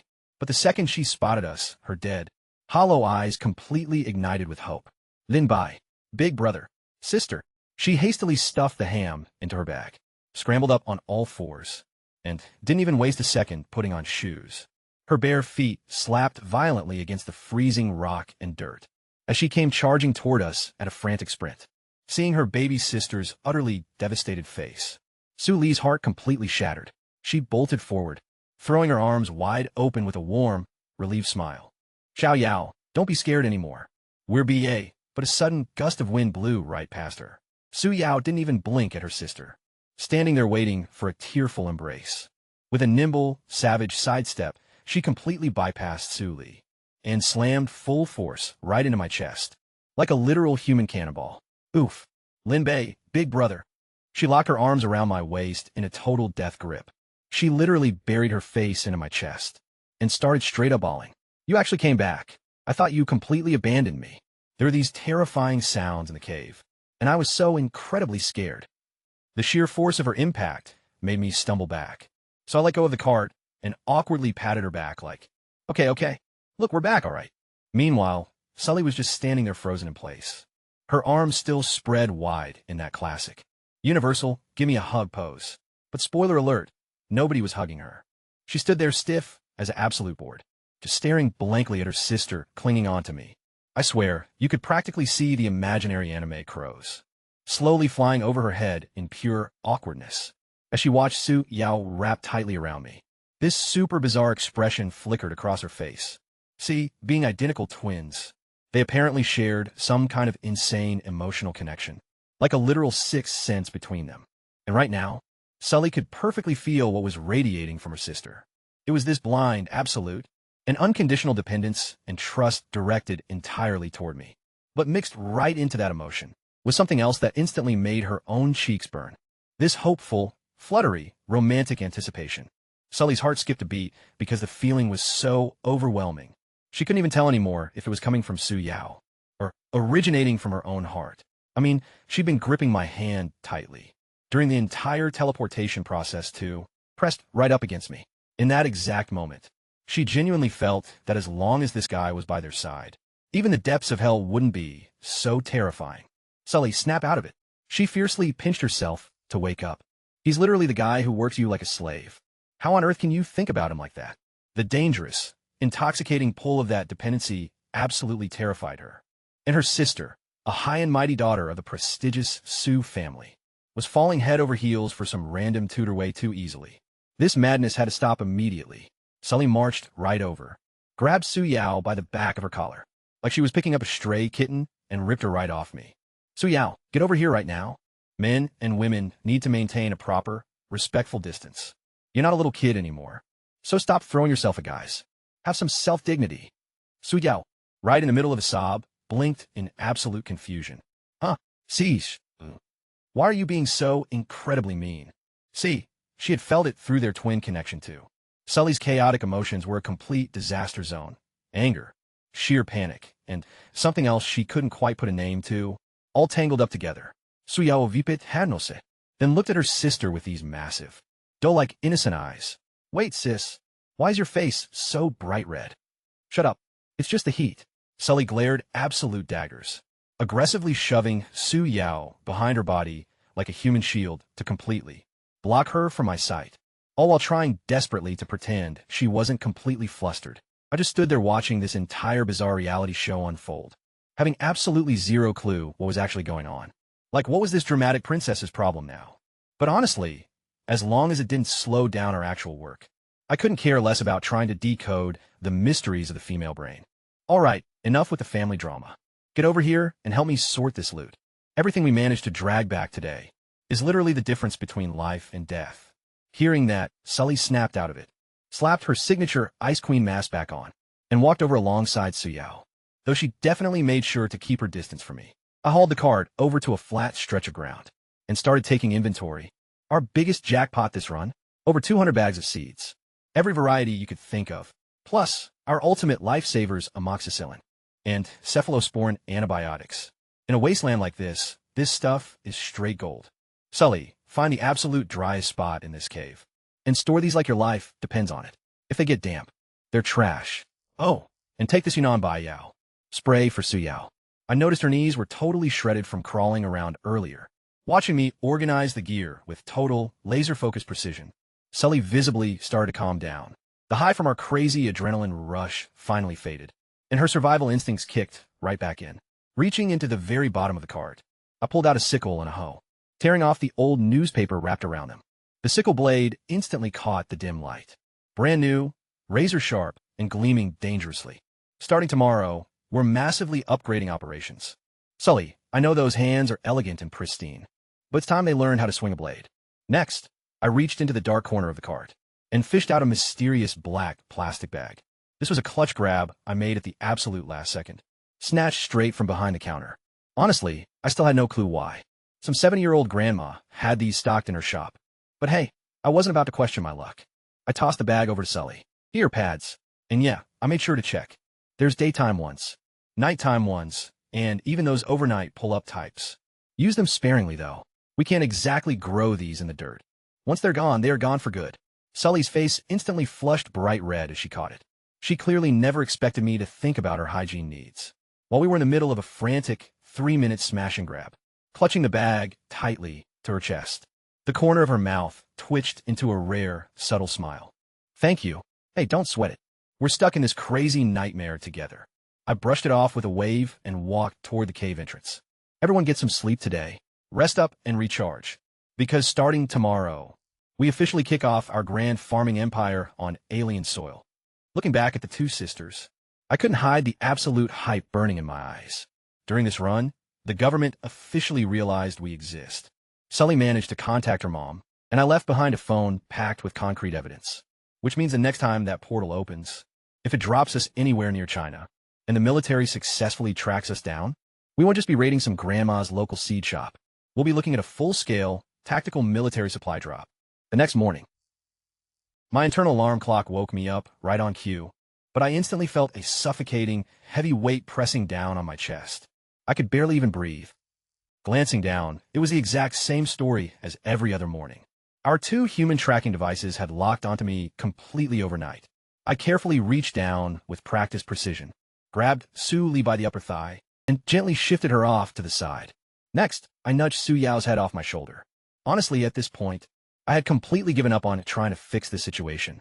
I'd yelled at them. I'd given them long lectures. But the exact second they drifted off to sleep, it was like their inner autopilot locked on, homing right into the only heat source in the entire cave. Their bodies just gravitated straight toward mine, no matter what I did. Sure, I complained about it out loud, but deep down, I didn't actually mind it all that much. Think about it, stuck on this brutal alien planet, surrounded by deadly monsters, and just trying to survive day by day.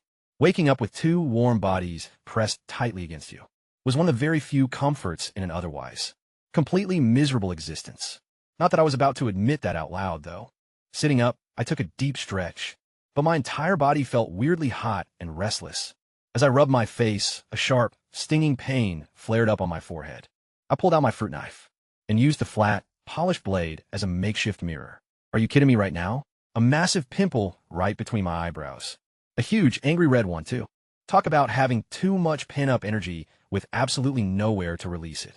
The sheer irony of getting acne on a hostile alien world, while sleeping sandwiched between two gorgeous girls, definitely wasn't lost on me. Half an hour later, I was crouched low at the cave's entrance, staring at that tight, half-meter-wide crawl hole that served as our only lifeline to the outside world. This was the exact moment I had been building toward, carefully shoving my arm through the narrow opening. Navigating past the jagged rocks and thick brush, I plunged my fingers deep into the ground outside. I dug my nails straight into the soil, reaching beneath the thick, damp layer of fallen leaves, grabbed a massive fistful and yanked my arm back inside, holding it up into a single shaft of sunlight piercing the cave. I slowly opened my palm and stared intensely at what I gathered. Instantly, my eyes went wide and my heart began to pound like crazy. The soil was pitch black, as dark as oil. It gave off a rich, heavy earthy scent that was practically intoxicating. I rubbed the dirt gently between my fingertips. It felt incredibly silky, smooth, and perfectly moist. There wasn't a single grain of grit or sand when I squeezed it. Instead, it felt amazingly slick, almost greasy, as if I could literally wring pure oil out of it. If I just pressed hard enough. This wasn't some basic, ordinary dirt.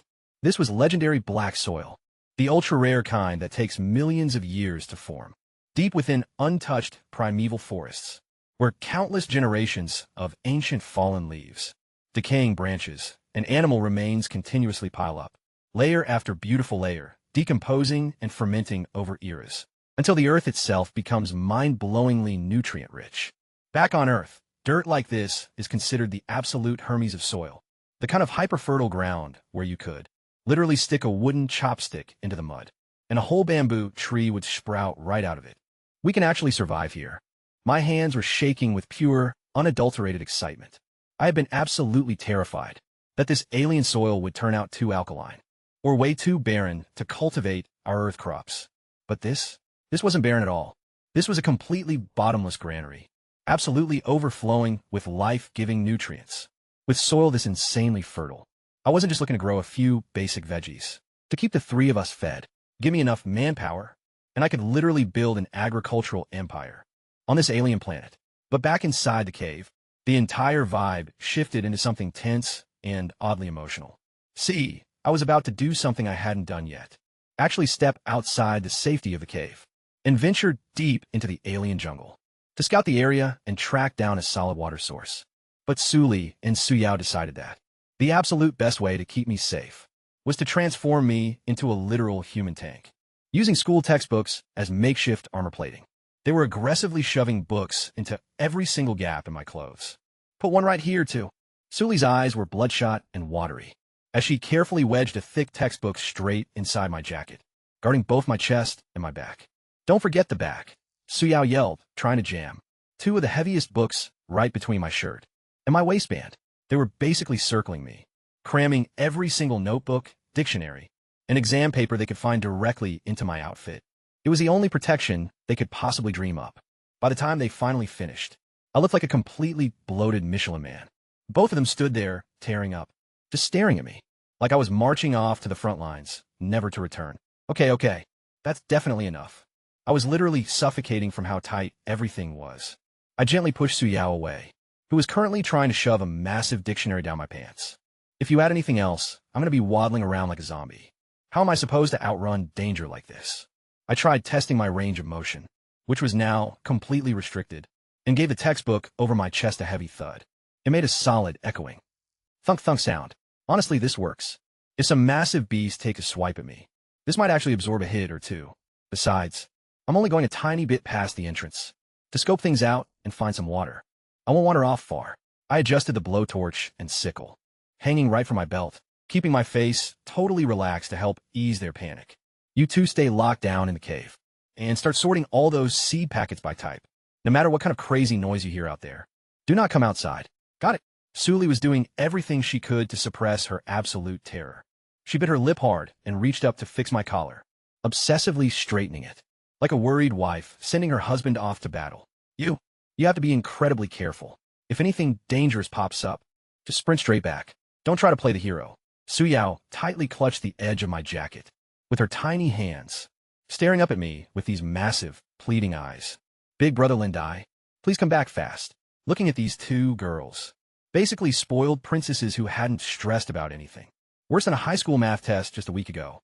Now their entire universe of worry revolved solely around whether I'd make it back alive. From a simple scouting run, a wave of warmth hit my chest. So obviously, I decided to shoot my shot. Since you guys are stressing so hard over me, don't I get a proper send-off?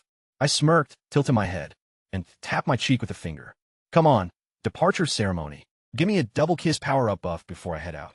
Now, a few days ago, Suli would have rolled her eyes to the back of her skull and told me to keep dreaming. But after days of sleeping, huddled together for survival, after surviving pure hell together, and watching me prepare to walk right into a death trap, Her face instantly flushed bright tomato red. Yet, she didn't say no. She stood on her tiptoes, shut her eyes tight, and planted a lightning-fast peck on my left cheek. It was pure speed, a ghost of a touch, and she snapped right back. But Suyao wasn't about to let her sister win. With her cute, dusty face burning up, she leaned right in and delivered a solid, unapologetic kiss on my right cheek. Like a loud moi literally echoed through the cave. The exact second she did it, Suyao smacked her hands over her face and whirled around a bolt. Oh no, you don't. I was way faster. I snagged Suyao's arm before she could escape, while my other arm hooked around Su Li, who was already trying to back away. You two get to kiss me, but I can't return the favor? Yeah, that's not how this works. Before either could even process, I leaned down and landed a heavy, resounding smooch right on Suyao's soft, squishy cheek. Then, I pivoted and dropped an equally firm one on Su Li's blushing face. 2 loud smacks rang out through the cavern. All right, buffs. Fully maxed out. I am Ghost. I released them both before they could self-combust, laughing as I dropped down and wriggled through the tiny half-meter exit hole with the slick agility of someone who'd mastered the escape route. Behind me, in the cave, I left 2 girls whose faces were redder than a baboon's. Backside, I couldn't hear a single peep inside. Total dead silence. They had both completely short-circuited. What I didn't know, and what Suli confessed to me much later, was the absolute chaos that unfolded after I left. Suli just stood there, clutching her burning cheek, frozen solid, like he actually did it, and right in front of her sister, no less. Meanwhile, Su Yao was hiding behind her hands, with only her massive, watery eyes peeking out, completely overwhelmed. The twins locked eyes, and the air between them instantly turned heavy with this awkward, unspoken vibe. It was pure embarrassment, total confusion, and a strange sweetness they both refused to acknowledge. Right then, that twin empathy link kicked in. Suli could feel everything vibrating off her sister.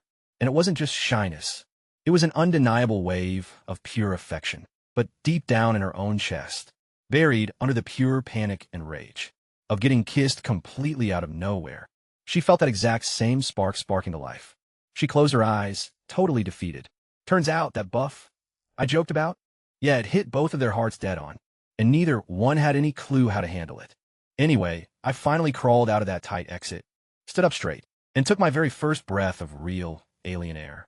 Man, it was sweet, almost intoxicating. The insane oxygen level absolutely flooded my lungs, giving me an instant head rush. Honestly felt like taking a straight shot of liquor. My entire body was literally surging with energy.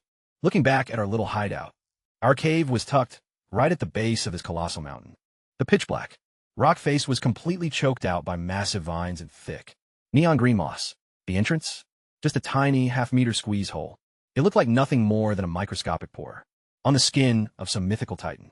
Seriously, you'd walk right past it and never notice. Which was perfect. The camouflage is exactly what kept us alive. I took a step out onto the thick layer of decaying leaves, my sneaker making a faint, crisp crunch. It was just one basic step, but my heart was absolutely hammering against my ribs. One small step for man, one giant leap for mankind. Yeah, okay, my inner middle schooler totally cringed out there. But I couldn't help it. There was no audience, no streaming cameras, no live chat. Yet here I was, actually standing on extraterrestrial soil, on a whole new planet, orbiting alien suns. Whether the humans back on Earth I represented would ever actually conquer and colonize this brave new world, well, that was still anyone's guess. Forcing myself to calm down. Out, I started taking in the environment for real. This place was a straight-up primordial jungle. Not like the standard ancient forest you see in Earth's nature docs. This was on a whole different level. Even the smallest trees around me towered over 300 feet high. Their massive trunks were just as thick as those millennial redwoods I'd seen on TV, wrapped in rugged, deep brown bark, with ancient, twisted patterns that felt older than time itself. Looking up, the canopy was so unbelievably dense and sprawling that it almost completely swallowed the sky. Sunlight could barely pierce through the microscopic gaps in the leaves, casting these hyperdramatic, cinematic god rays. Total Tyndall effect. Blinding beams cutting right through the heavy, humid air. Everything in this zone was scaled up to the max. Just a single dead leaf on the ground was easily half the size of a front door. I hauled one up. It was super thick, dense, and surprisingly heavy. Giving it a hard yank to check its durability, it didn't even rip. The texture was incredibly tight and fibrous, almost feeling like heavy-duty leather. Immediately, my survival instincts kicked in. The temperature had been steadily dropping over the last few days, and the nights were starting to get dangerously freezing. Plus, our gear was completely trashed. The sisters' designer school uniforms and miniskirts were reduced to shreds after a week of cave living. Their ripped fishnets weren't blocking the cold at all. They were just providing a massive distraction, which was sabotaging my focus. Gotta haul a mountain of these leaves back to base. I muttered, scratching my chin. My inner fashion designer immediately cooked up blueprints. Grass skirts, or maybe even leaf bikinis. Look, this was strictly for survival and warmth, obviously. But it was also about laying the foundations of civilization. For our tiny 3-person tribe. I mean, every legendary empire needs clothing, right? Envisioning Su Li's gorgeous face, paired with a wild, jungle-chic grass skirt, I couldn't wipe the smirk off my face. Hey, cultural evolution is hard work.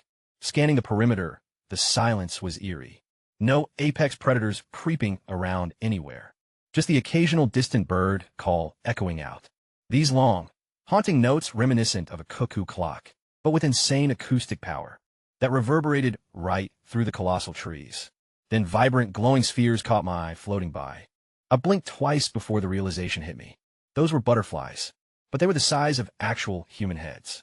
Their wings shimmered with intense bioluminescence, and with every single flutter, they rained down a fine, glittering powder that drifted like magical fairy dust. It was drop-dead gorgeous, yet deeply unsettling. So this is the reality of an alien ecosystem. I tilted my head back, desperate to glimpse the sky, through the massive gaps in the canopy. What I saw completely paralyzed me. My jaw literally hit the floor. Holy crap, directly overhead, suspended in the cosmos, like a scene straight out of a sci-fi blockbuster, were 2 golden suns, one massive, one smaller, locked in a tight embrace, radiating a light so blindingly fierce that they washed the entire atmosphere in brilliant shades of amber. But that wasn't even the craziest part. Way out on the bleeding edge of the horizon lurked a 3rd sun. This one pulsed with a freezing, ominous blue glow, mysterious and glacial, a polar opposite to the scorching golden duo above. It hovered low on the skyline, looking like an icy eye staring down at this alien world. 1, 2, 3, I recounted multiple times, just to make sure my mind wasn't playing tricks on me. Cold sweat instantly drenched my clothes. A literal 3-star system. The reality of it hit me like a runaway freight train. 3 freaking suns. This planet was orbiting a solar system with 3 stars. The sheer physics of it were mind-melting. The chaotic gravitational pull. The unpredictable day cycles. The seasonal shifts. Nothing would resemble Earth. The sheer scale of it overwhelmed me so hard that I literally forgot to breathe for a second. Suddenly, a terrifyingly familiar sound jolted me back. Bzzz. That low, irritating whine. The unmistakable buzz of a giant mosquito. You know that annoying buzz past your ear at 3 a.m.? Yeah, imagine that, but cranked up to a nightmare level. I whipped my head around to find the source. And there it was, a straight-up mosquito, black and white striped, and literally the size of a grown man's fist. It was wobbling through the air, its translucent wings aggressively humming with every beat. But its proboscis, that terrifying needle mouth, was insanely long, glinting under the sunlight, like a literal surgical instrument, built specifically to puncture thick armor hide. And it had definitely caught my scent. Fresh meat, the exotic, premium aroma of earth-born human blood. A delicacy this alien bug had literally never tasted before. To this thing, I was top-tier DoorDash, and it was locking in for the feast. Oh, you want a sip? I smirked, but my hand was already unholstering the blowtorch at my waist. No hesitation. Absolute zero. Better luck in the next life, pal.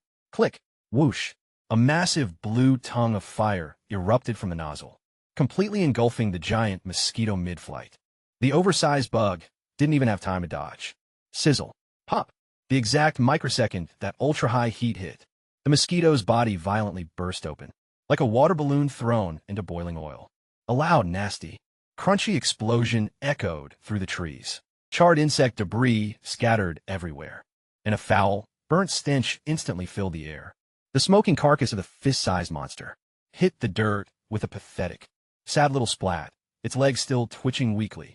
I casually blew across the tip of the blowtorch, even though there wasn't a single wisp of smoke. Hey, it just felt like the badass thing to do. First blood secured. Alien survival rule number 1. Strike first. Ask questions never. Sponsored by your boy, Lin Bei. After absolutely cooking that first mosquito, I kept the torch locked and loaded and ventured into the woods. About 20 meters out from our base camp, I paused and glanced back. The tiny crawl space entrance was practically invisible. Among the jagged rocks, I gave a wave, knowing damn well those two were peeking out from inside. Just wait up, ladies. I'm coming back loaded with loot. The zone between the cave and the dense tree line was a flat, rocky clearing, roughly 20 meters wide, backed right up against the mountain. My brain was already plotting blueprints. Down the road, once we get more manpower, we can clear out these boulders, chop down some timber, and construct a massive, proper log cabin right here. No more crouching in a dark, damp cave. Now, that would be living the dream. With that vision hyped in my head, I officially crossed into the ancient, untamed forest. The lighting plummeted instantly. The colossal tree canopies acted like massive umbrellas, completely choking out the light of the three suns, and casting a suffocating, humid twilight below. The air felt thick, heavy, and drenched. BZZ, BZ, BZZ. Oh, look, a whole new welcoming committee. Out of nowhere, 3 massive mosquitoes tried to jump me from 3 different angles. Too bad for them. I could already track their annoying buzz. With 3 quick blasts from my blowtorch, 3 smoking bugs crashed straight to the dirt. I made sure to stomp out every last spark, because the absolute last thing I needed right now was to trigger a massive wildfire in this ancient jungle. Burning down our entire base camp on the very first day of exploration would be a pretty embarrassing way to go out. So I kept moving, keeping my eyes peeled for good farming soil and fresh water. Suddenly, something caught my eye.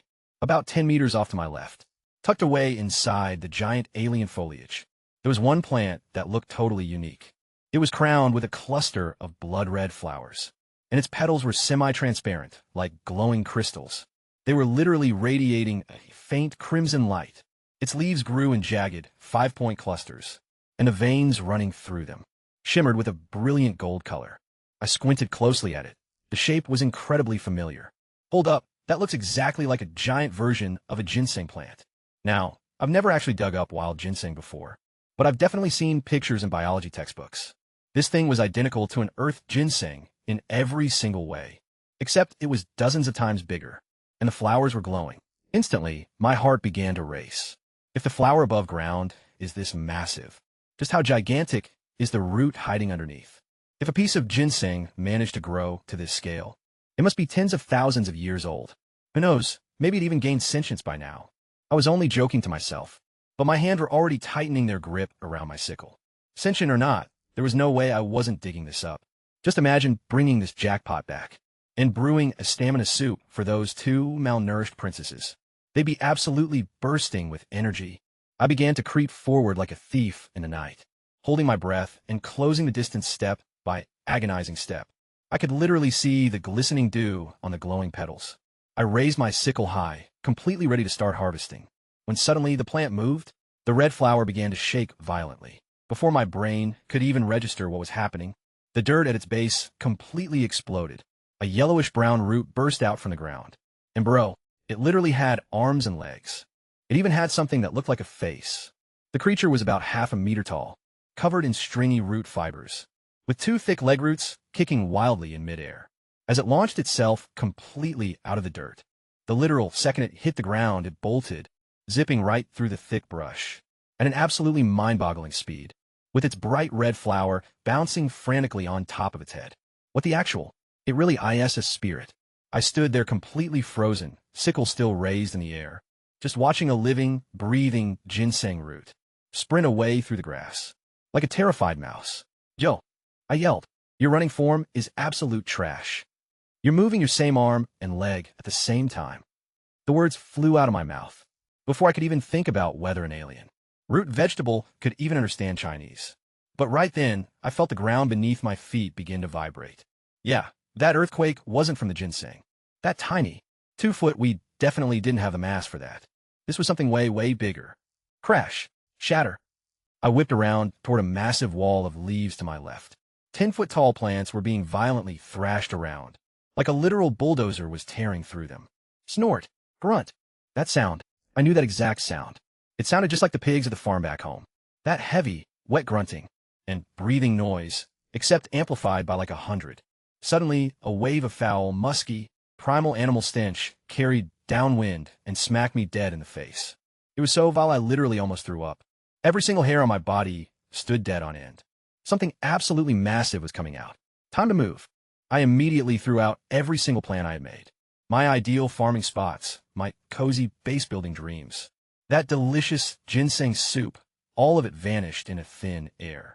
I spun on my heel and bolted right back the way I came, running faster than I ever had in my entire life. But I'd barely taken 2 steps before the wall of thick jungle behind me completely exploded. Shredded leaves filled the air like some cursed green confetti. I snuck one quick glance back, just one, and that single look almost scared the soul right out of my body. Smashing through the tree line was a monster, 12 feet tall and built like a literal armored semi-truck. It had the head of a wild boar, but scaled up to absolute nightmare proportions. 2 massive, curved tusks jutted from its jaws like giant swords, each easily over 3 feet long, glowing with a sickening, venomous yellow sheen. Its whole body was covered in coarse black bristles, so thick and rigid they looked like a suit of steel needle armor. Oh, and it had 6 legs. Yes, 6. Not for like a normal earth boar. The front 4 limbs were incredibly thick and powerful, built entirely for charging and shredding the earth. Meanwhile, the back pair were longer and more streamlined, clearly engineered for insane acceleration. This absolute unit was a living battering ram, equipped with a built-in turbo boost. Its basketball-sized eyes instantly locked onto me, and I could literally see the exact moment it made its choice. Forget chasing after the runaway ginseng. This hairless, 2-legged meat sack looked like a much easier snack. With a deafening snort, all 6 legs fired off at once. The entire ground shook violently with every single stride, as it charged straight for me. Go to hell. I was sprinting so fast my lungs were literally on fire. I started screaming pure nonsense over my shoulder. Stop chasing me. My meat is totally sour. I taste awful, as if some prehistoric alien megapig could actually comprehend human dietary warnings. There were only 60 feet of rocky terrain, separating the forest edge from the safety of my cave. 60 feet that usually felt like a quick stroll, but right now it stretched out like a massive ocean. Suddenly my foot clipped a loose rock, and my ankle twisted with a sickening, audible crunch. Severe, white-hot agony instantly shot up my leg. I stumbled hard, nearly eating the dirt, but I absolutely could not stop, even if I had to literally roll the rest of the way. I was making it back inside that cave. I was officially halfway across the rocks. That's when the ground behind me straight up started violent shaking tenfold. We're not talking truck-level vibrations anymore. This was a full-blown earthquake. I stole one last glance back, and that absolute unit of a boar chasing me, that terrifying 3-meter-tall nightmare, had completely frozen at the edge of the woods. It was standing there, visibly shivering, totally cowering, like a little kid caught red-handed with their hand in the cookie jar, because lurking right behind it, slowly materializing from the shadows of the forest, was an abomination that made my brain short-circuit. It was a literal mountain, a moving, breathing, colossal mountain of pure darkness, 3 stories freaking tall. Every single heavy step it took made the surrounding ancient trees warp and buckle under the weight. Its massive tusks were like sky-piercing pillars, and dangling from them were the gruesome remains of monsters I couldn't even identify. Shattered bones, shredded hides, and rotting bits of things that used to be alive. Turns out, the tank-sized beast hunting me was just a toddler. A harmless little piglet compared to this. This was the mother, the true apex megaboar. It lowered its gargantuan head and cast a glance at me, as I was desperately scrambling across the rocks.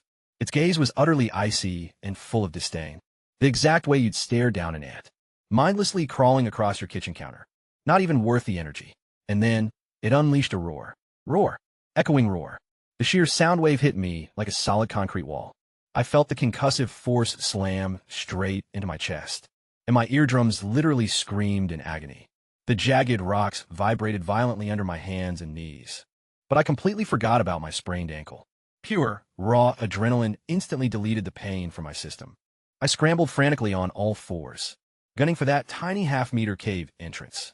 Like a cornered animal. Linbei, move it! Suddenly, 2 pairs of pale, slender hands were already thrusting outward from the pitch-black abyss of the crawl space. Su Li and Su Yao had been watching this nightmare unfold the entire time. They heard that apocalyptic roar, and their faces were completely pale with pure terror. Yet, they didn't back down. They shoved their arms out as far as they could possibly reach. A lunge forward, throwing my body at the opening, and before I could even try to squeeze myself in, all four hands locked onto fistfuls of my shirt collar. Yow yow. Pull, Suli shrieked. I honestly have no clue where those two generated that kind of strength. These were girls who couldn't even manage 10 push-ups. Just 3 days ago, but right now, they hauled my 140-plus pounds straight through that tight crevice, yanking me like a giant, radish being ripped out of the dirt. I tumbled inside, collapsing flat onto the cold stone floor, wheezing so violently that I genuinely thought my heart was going to burst out of my throat and make a run for it without me. Meanwhile, right outside, the younger boar wasn't about to let its dessert escape so easily. It trotted right up to the cave mouth, aggressively snorting and grunting, jamming its massive snout right into the cracks of the boulder wall blocking our cave. A foul, scorching wave of breath blasted inside. The three of us literally glued ourselves to the back wall, not breathing, not making a single movement. We were absolute statues. We froze like that until the heavy, snorting finally stopped, and those earth-shaking, thunderous footsteps began to fade away. But the baby boar? It didn't leave. It stayed camped right outside our entrance, thrusting its gigantic snout into the gaps, sniffing around like a crazed hound. The scent of our cured ham had completely hooked it. This monster wasn't moving an inch until it got a taste. Suya was curled up tight in Su Li's arms, her face pale as a ghost, clamping both hands over her mouth to suffocate any potential scream. Su Li was completely paralyzed with fear, one hand white-knuckling the edge of my shirt, staring at me with pure desperation in her eyes, just begging me to make a move. Meanwhile, outside, the mother, that literal 3-story-tall nightmare, was pacing back and forth. Every single step vibrated the ceiling of the cave, showering dust and loose pebbles down on our heads, while she casually waited for her kid to finish playing around. Slid down the wall, I tried to catch my breath. My pulse was finally slowing down, but our situation was still critical. That junior boar was the size of a whole truck, and it was dead set on breaking through the entrance. Sure, these rocks might hold off the kid, but if Mama Boar decided to throw her weight around, this makeshift bunker would collapse instantly. I had to force this thing to back off. Pressing a finger to my lips, I signaled them to keep quiet. The girls nodded frantically, scarcely daring to inhale. I silently crawled over to our stash of seeds and supplies, forcing myself to ignore the agonizing throb in my sprained ankle. And there they were, nestled right among the seed sacks. 5 ominous green plastic bottles, lethal doses of paraquat and dichlorvose pesticide. I grabbed them from that farm supply shop earlier, mostly just as a what-if backup plan. Back on Earth, this stuff is straight-up legendary. A single sip is an instant death sentence for a grown man. It's what farmers use when they want to permanently punch their own ticket. Even a massive elephant wouldn't survive it. But would it actually work on an alien monster, blessed with armor-plated hide, and a stomach that probably digests rocks for breakfast? Only one way to find out, since he refused to leave. I muttered, glaring at the chemicals with cold, ruthless eyes. Let me serve you up some authentic Earth cuisine. I cracked the seals on all 5 caps, but kept them on. If I ripped them completely open, the pungent chemical stench would definitely spook the beast. Or worse, poison everyone inside the cave. The plan was to let the poison slow leak directly into the monster's gut. Right after it swallowed the bait, I crept back to the entrance. That colossal, slimy snout was still violently wedging through the rocks, its coarse, black bristles dripping with moisture. Suddenly, the beast unhinged its massive jaws, trying to literally crunch through a solid piece of stone, completely blocking our only exit. The exact second that massive, terrifying mouth unhinged, I locked in, clutching 5 plastic bottles. I launched them back to back, with the laser-focused precision of an NBA free throw. They sailed clean, straight into that gaping abyss. The young boar felt these rock-hard, bizarre objects tumbling straight down its throat, but it didn't even think twice about it. I mean, for a monster this massive, a beast that probably pulverizes actual boulders whenever it gets the munchies, a couple of flimsy plastic bottles were light work. Honestly, they probably provided a satisfying crunch, like a weirdly crispy nut. It yanked its snout out of the cave entrance, threw its head back toward the sky, and swallowed all 5 bottles down in one go. 0 chewing required. It let out a massive burp, almost like it was savoring the aftertaste.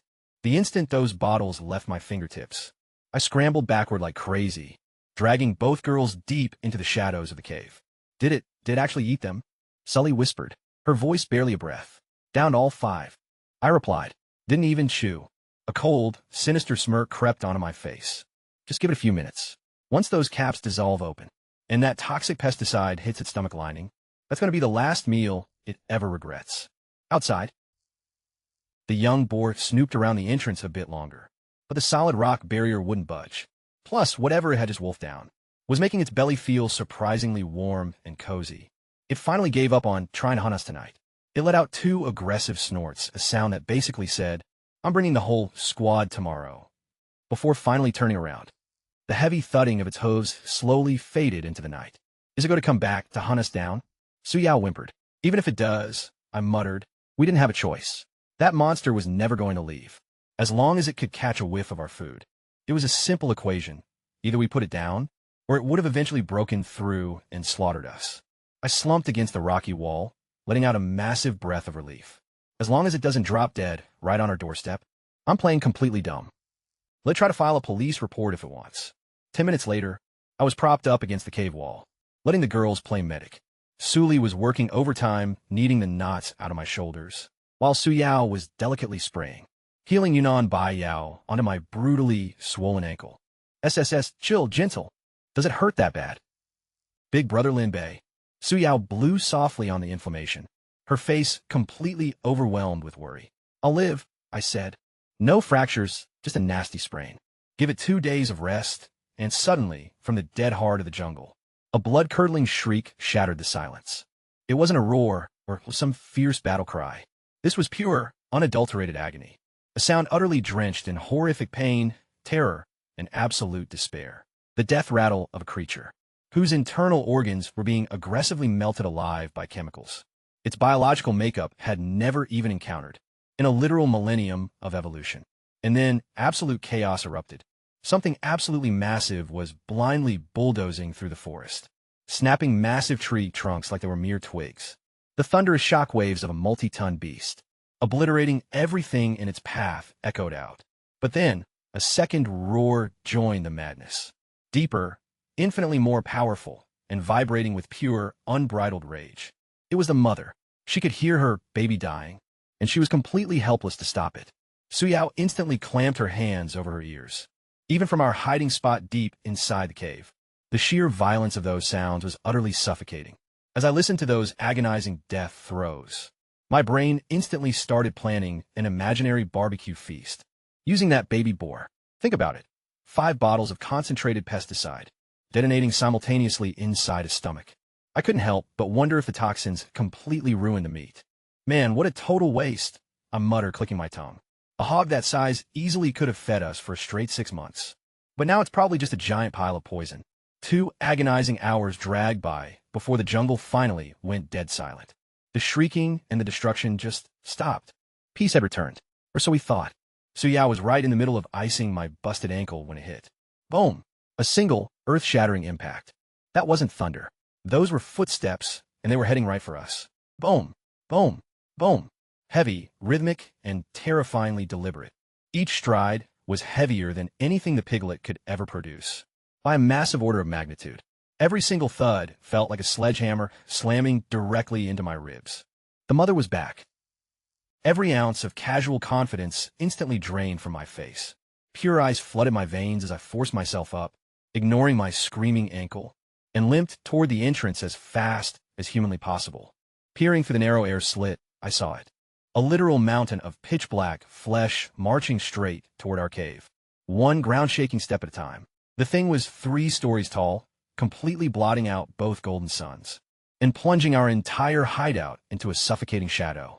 Its massive maw was dripping with fresh crimson, and impaled right on its left tusk, dangling like some sick, gruesome trophy, was the mangled head of its own baby.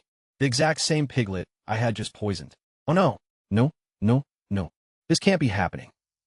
A cold, panicked sweat instantly drenched my back. It's too smart. It connected the dots and figured out we did this. It's here for blood. Look, a grieving mother is always dangerous. But a grieving mother who knows exactly who to blame, that creates a literal monster. Move! Get the hell back right now. I spun around, aggressively grabbing the girls. Grab the food and water. We need to push deeper into the tunnels. Su Li's face was completely ghost white. What's going on? The kid is dead, and Mama just showed up to settle the score. If that beast breaches the entrance, our only shot is retreating into the back caverns. Dealing with swarms of bats is vastly better than getting pulverized in a paste by that absolute juggernaut. We scrambled frantically. Su Li and Su Yao snatched up the water rations and sea bags, while I grabbed the heavy blowtorch and hauled the supply cart toward the darkness ahead. We had barely made it 30 meters away from the entrance when the first devastating blow struck. Crash! The entire mountain literally started shaking. The heavy stones we stacked at the entrance completely exploded inward, flying at us like literal cannonballs, ricocheting off the cave walls and throwing massive sparks everywhere. Thick dust poured down from the ceiling, completely blinding us as Sui Yao screamed in terror, dropped straight to the ground, and covered her head desperately with both arms. Don't panic. There's no way it can fit inside. The opening is way too small for a beast that massive. I yelled out, trying to sound confident, but honestly, I wasn't. Then boom, the second impact was way worse. Glowing mineral crystals shook completely loose from the walls and came crashing down to the floor. The entire cave groaned like a living creature in pure agony. That insane, mutated beast was using its iron-like, rock-hard skull and massive tusks as a literal battering ram, ruthlessly smashing the mountainside itself. It was desperately trying to crack the rock open just to dig us out. It wanted to rip this entire mountain apart, drag us into the open, and bury us right alongside its dead cub. Please hold, just hold, I muttered, staring intensely at the entrance, gripping my blowtorch with white-knuckled intensity, cold sweat completely drenching my palms.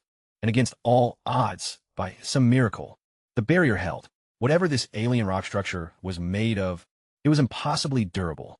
Every single devastating impact, from hundreds, if not thousands of tons of charging megabore, rattled the entire cavern and sent sharp debris raining down on us. But the mountain walls barely even chipped. The entire structure held strong, like an unbreakable iron fortress. The brutal pounding went on for minutes that felt like absolute hours. Literally every single second was pure psychological torture. Sui Yao was quietly sobbing into her hands, completely terrified, while Su Li pressed herself completely flat against the stone wall, shaking so violently that I could literally hear her teeth chattering in the dark. Then suddenly the impact stopped. A heavy, harsh, rasping breath began to echo from just outside. The monstrous beast was heavily panting from pure exhaustion. Did it actually stop? Su Li's voice was strained, barely even a whisper. Did it finally give up? I didn't say a word. I just kept my eyes glued to the entrance. An apex predator this intelligent doesn't just walk away and give up. And dynamic, guess what? I was right. That tiny sliver of light filtering through the cave entrance suddenly vanished, plunging the cavern into pitch-black darkness. Then something monstrous appeared right in the opening. A single, massive eye, a bloodshot, crimson, horrifying eye filled the entire entrance gap. It was literally bigger than a giant bus tire. That blood, red pupil locked on and stared straight down the length of the cave, a full 30 meters, pointing directly at the three of us huddled helplessly in the dark. In that moment, it felt like Grim Reaper itself had turned its gaze onto me. There wasn't a single shred of animal stupidity in that gaze. No mindless blindraj. What I saw looking back at me was a cold, calculated, and utterly burning hatred.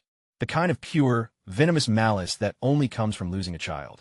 It was aggressively memorizing us, our exact scent, our physical descriptions, and the precise coordinates of this hideout. It was leaving us a promise.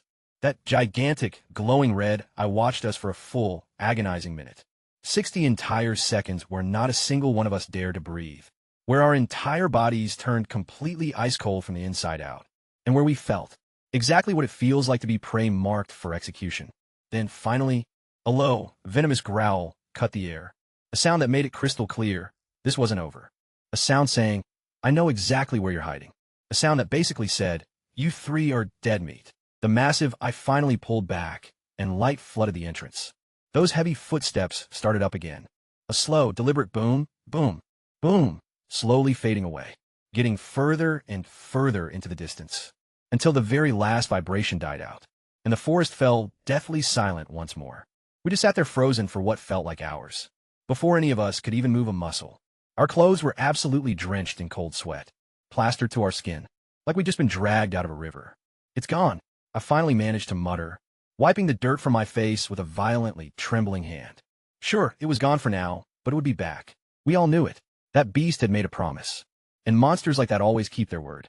Su Li and Su Yao instinctively scrambled behind me, like two terrified little chicks hiding from a hawk. It's back again, they whimpered, sounding less panicked now and more just completely drained. Yep, this was day 3 of the exact same nightmare. That vengeful mother boar had officially become the neighbor from hell. She pulled up twice a day, with the strict punctuality of a Swiss watch. Once right as the suns rose, and once right as they set. Always right after she'd eaten and had energy to burn. She'd body-slam the mountainside about a dozen times, not even trying to break the rocks anymore, just flexing to make a point. Then she'd press that massive, bloodshot eyeball right against the crack, and stare at us for a solid, agonizing minute. Radiating pure unadulterated atred. But the physical terror wasn't even the worst part of this hell. Oh no, she had resorted to straight-up biological warfare. She'd literally dragged her dead piglet's carcass right onto the rocky clearing in front of our cave, leaving it out to bake under the scorching heat of the triple suns. 3 days of intense alien heat turned a truck-sized monster corpse into a bloated, liquefying nightmare of decomposition. The stench was absolutely rancid, and as if that wasn't toxic enough, she turned our cave entrance into her personal toilet. Like literally every single visit, the second she finished her ritual ramming session, she'd squat down and drop a massive mountain of crap right on our freaking doorstep. Fresh, steaming pig manure mixed with the smell of rotting flesh, all funneling directly through our air ventilation and right into the cave. This is unlivable, I snapped, kicking a rock across the floor in pure frustration. My mangled ankle had mostly healed up over the last 2 days, thanks to some solid rest and Su Yao's surprisingly clutch massage treatments. I could finally move around properly. But honestly, it didn't even matter. None of us had dared to even take a step outside for 3 straight agonizing days. Not with that absolute unit camping the door. The only silver lining in this whole mess was this alien rock. The thing was genuinely indestructible. For 3 straight days, this absolute unit of a beast, weighing hundreds of tons, slammed into us with everything it had. Yet the cave entrance barely even had a scratch on it. I even noticed that one of its massive, terrifying tusks had completely snapped in half from the sheer impact.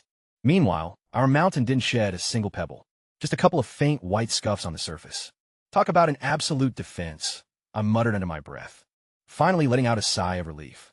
As long as that monster couldn't breach our zone, we could easily outlast it. Suddenly, the chaotic pounding stopped right on cue.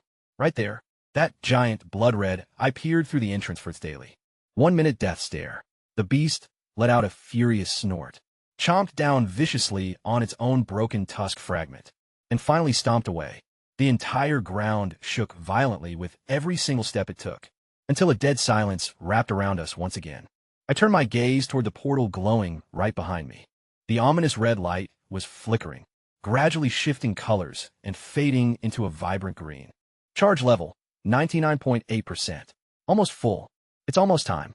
I stood up, casually dusting off my pants, as a cold, unbreakable determination settled into my bones.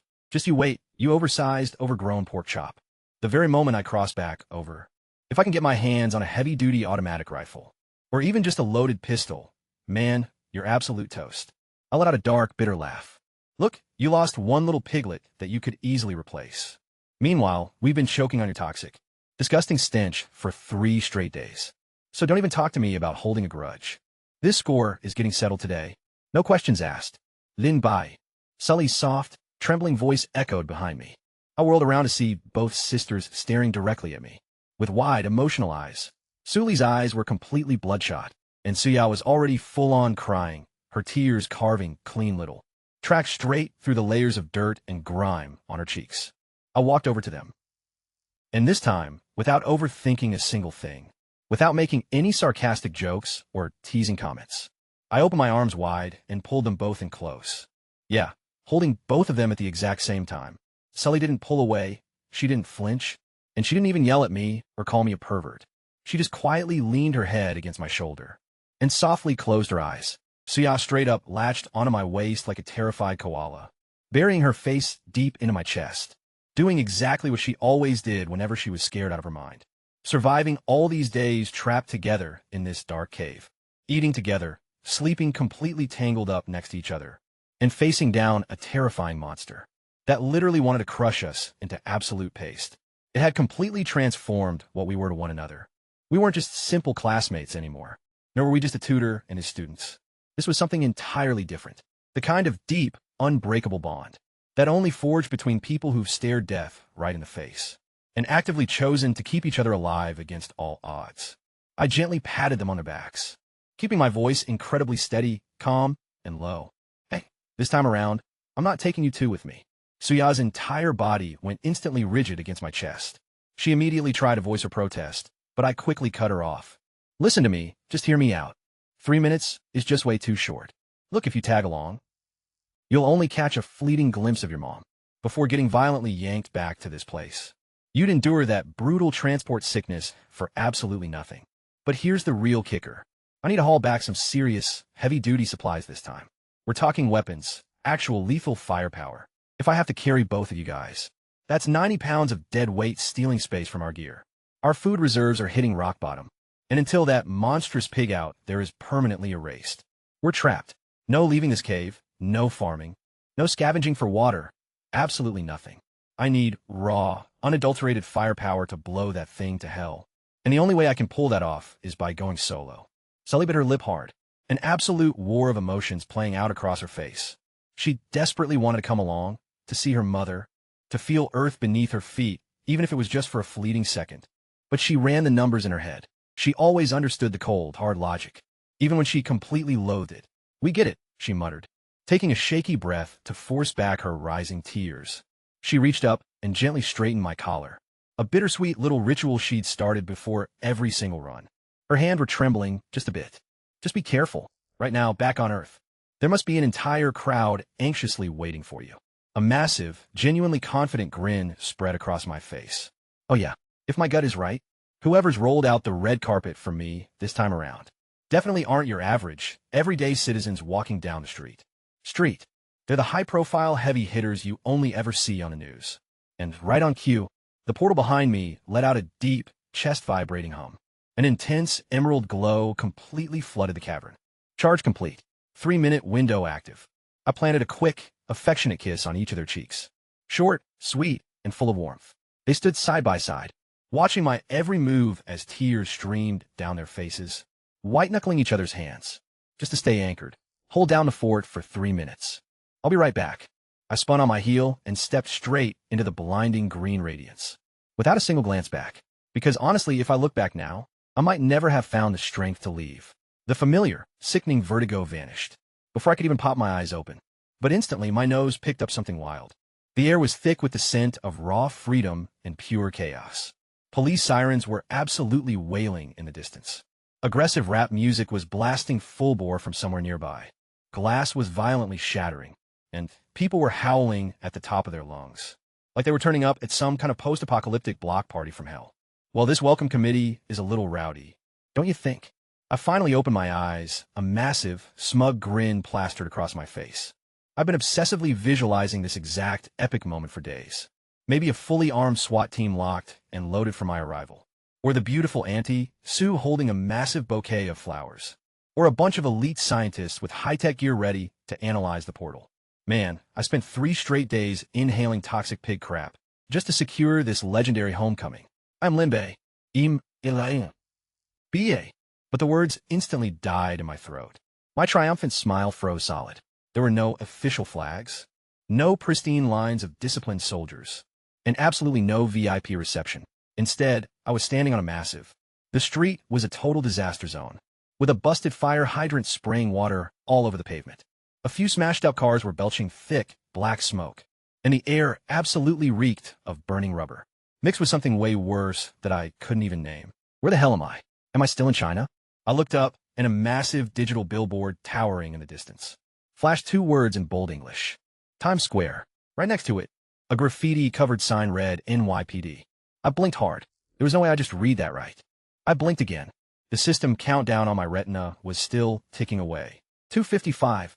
New York. My lips were literally trembling. New York? How in the absolute hell did I end up in America? The sheer absurdity of the situation nearly gave me a stroke right then and there. Talk about random teleportation. The portal description said it would drop me in a random human city, but I just stupidly assumed, naively thinking random city meant somewhere back in China. Back home, Annie. Sui. and probably the entire National Security Agency were locked in, monitoring every single surveillance camera in the country. Tens of thousands of police officers were probably out patrolling the streets right now, waiting for my face to pop up on a live feed. They had prepared care packages. They had a whole strategy. They were ready. And where does the universe send me? To the exact opposite side of the planet. Basically in Gotham City, in the middle of what looked like a full-scale riot. What kind of garbage RNG is this? I was screaming internally like a terrified prairie dog. But then, things got worse. Way worse. I finally took a good look at my immediate surroundings. I was standing on a commercial strip sidewalk, and I was completely surrounded by a crew of massive, very aggressive dudes, in the middle of what Americans politely call looting, and what the internet calls 100% discount shopping.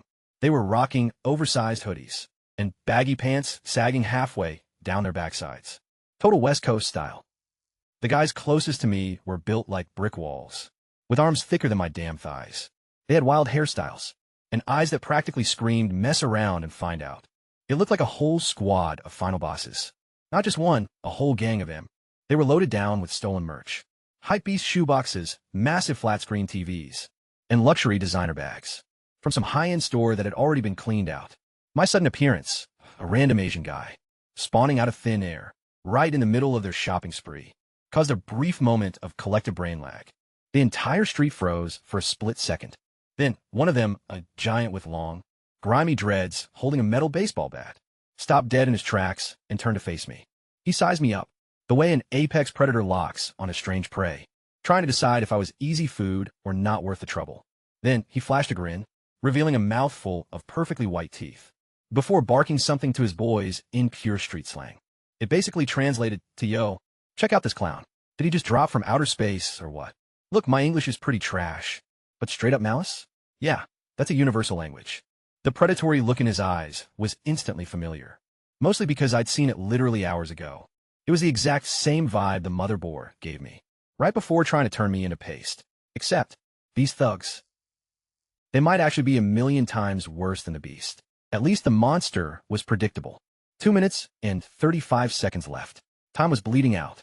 I swallowed the lump in my throat and made the fastest, most desperate diplomatic play of my life. "Gomenasai, I am Japanese," I yelled at the top of my lungs, throwing both hands up in the universal sign of absolute surrender. Or, you know what I like to call, the classic French military maneuver. I slapped on the most pathetic, zero threat, please don't kill me smile I could muster. Honestly, it probably looked uglier than if I was crying. Slowly, I started hitting the reverse gear. Fortunately, the crew seemed way more hyper-focused on looting. The designer shoe boutique right behind them, than wasting time mugging a dude who looked even more broke and homeless than they did. The guy with the dreads dismissively waved his baseball bat, telling me to screw off with some highly colorful profanity, before turning around to shatter another display window. The violent crunch of exploding glass instantly snapped my brain back into reality. I spun on my heels and bolted. No elite rescue teams. No emergency supply drops. No government backup whatsoever. Just me, totally isolated in the absolute chaos of an American riot. And I had less than 2.5 minutes to scavenge weapons capable of taking down a 3-story extraterrestrial apex predator. I needed firepower fast. I sprinted through the apocalyptic streets, weaving past frantic looters and scanning every single storefront. 2 minutes, 10 seconds. A full minute wasted. My heart was practically bleeding for every single tick of the clock. These 3 minutes were supposed to be our ultimate lifeline, where every single second literally dictated whether 3 people survived or died on an alien world. If I were back in China, I could have just run into any local hardware store and grabbed tools. But here, in the absolute war zone of New York, most of these shops had already been picked completely clean. Nothing remained but shattered glass, piles of trash and hollow shelves. Nike? Useless. Starbucks? Get real. An Apple store? What am I going to do? Take an iPhone and chuck at the giant pig? I was sweating buckets, running and scanning like a madman. Still no weapons anywhere. Was I seriously about to head back empty-handed? Go back to that wretched cave just to tell the girls, hey, sorry, took a little detour to New York. Brought back absolutely nothing, so we're all going to die? Then, my sneakers skidded to a violent halt right at the street corner. There was a storefront with a half-wrecked sign, hanging crookedly above a metal shutter that had been partially pried open. The sign featured a red bullseye, a Target logo, and bold English text. Outdoor World, hunting, and sporting goods. A hunting store. God bless America. Welcome to the land of the Second Amendment, the absolute capital of legal firearms. A gun store in a place like this was bound to have some serious hardware inside. But looking closely, the security shutter was already bent halfway open. Someone had definitely tried to breach this place, or already did. Suddenly, muffled shouting echoed from deep within. This was my only shot, and I only had 1 minute and 45 seconds left. Mama Pig, just hang tight. Even if I don't make it out of here alive, I'm bringing you back a hell of a present. I ducked right under the broken shutter and threw myself into the dark. Bang! The exact millisecond my foot crossed the threshold, a deafening, thunderous gunshot exploded, right next to my eardrum. A blinding flash of orange muzzle fire illuminated the pitch-black store. Hundreds of lethal metal pellets tore through the air, inches from my scalp. It was so insanely close I could feel the blistering heat, as the blast absolutely shredded the door frame behind me, sending wooden splinters flying everywhere like shrapnel. Holy crap! Pure survival instinct completely took over. Before my brain could even process what happened, my body reacted on its own, diving sideways into a tactical roll, and crashing heavily behind a toppled display shelf. They were literally shooting at me. I pressed my body flat against the floor, my heart jackhammering so violently against my ribs that I could feel the vibrations in my teeth.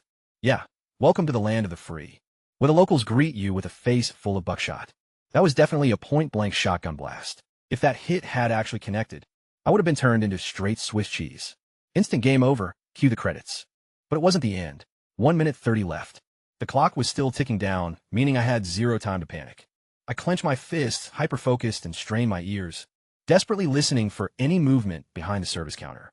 The unmistakable rack of a pump action, shuffling footsteps, literally anything indicating a second shot was on the way. Instead, a heavy, deadweight thud echoed out, like a massive body collapsing to the floor. Then came the distinct clatter of a weapon slipping from someone's grip, followed by a weak, pain-filled groan, a very human groan. Cautiously, I peeked over the edge of the wrecked shelving. A pale, heavy hand was dangling completely, lifeless over the top of the wooden counter, with a smoking shotgun discarded on the floor right beneath it. And then I saw it. Thick, dark red blood was slowly pooling out from behind the desk, creeping across the cold linoleum tile. Pieces clicked together instantly.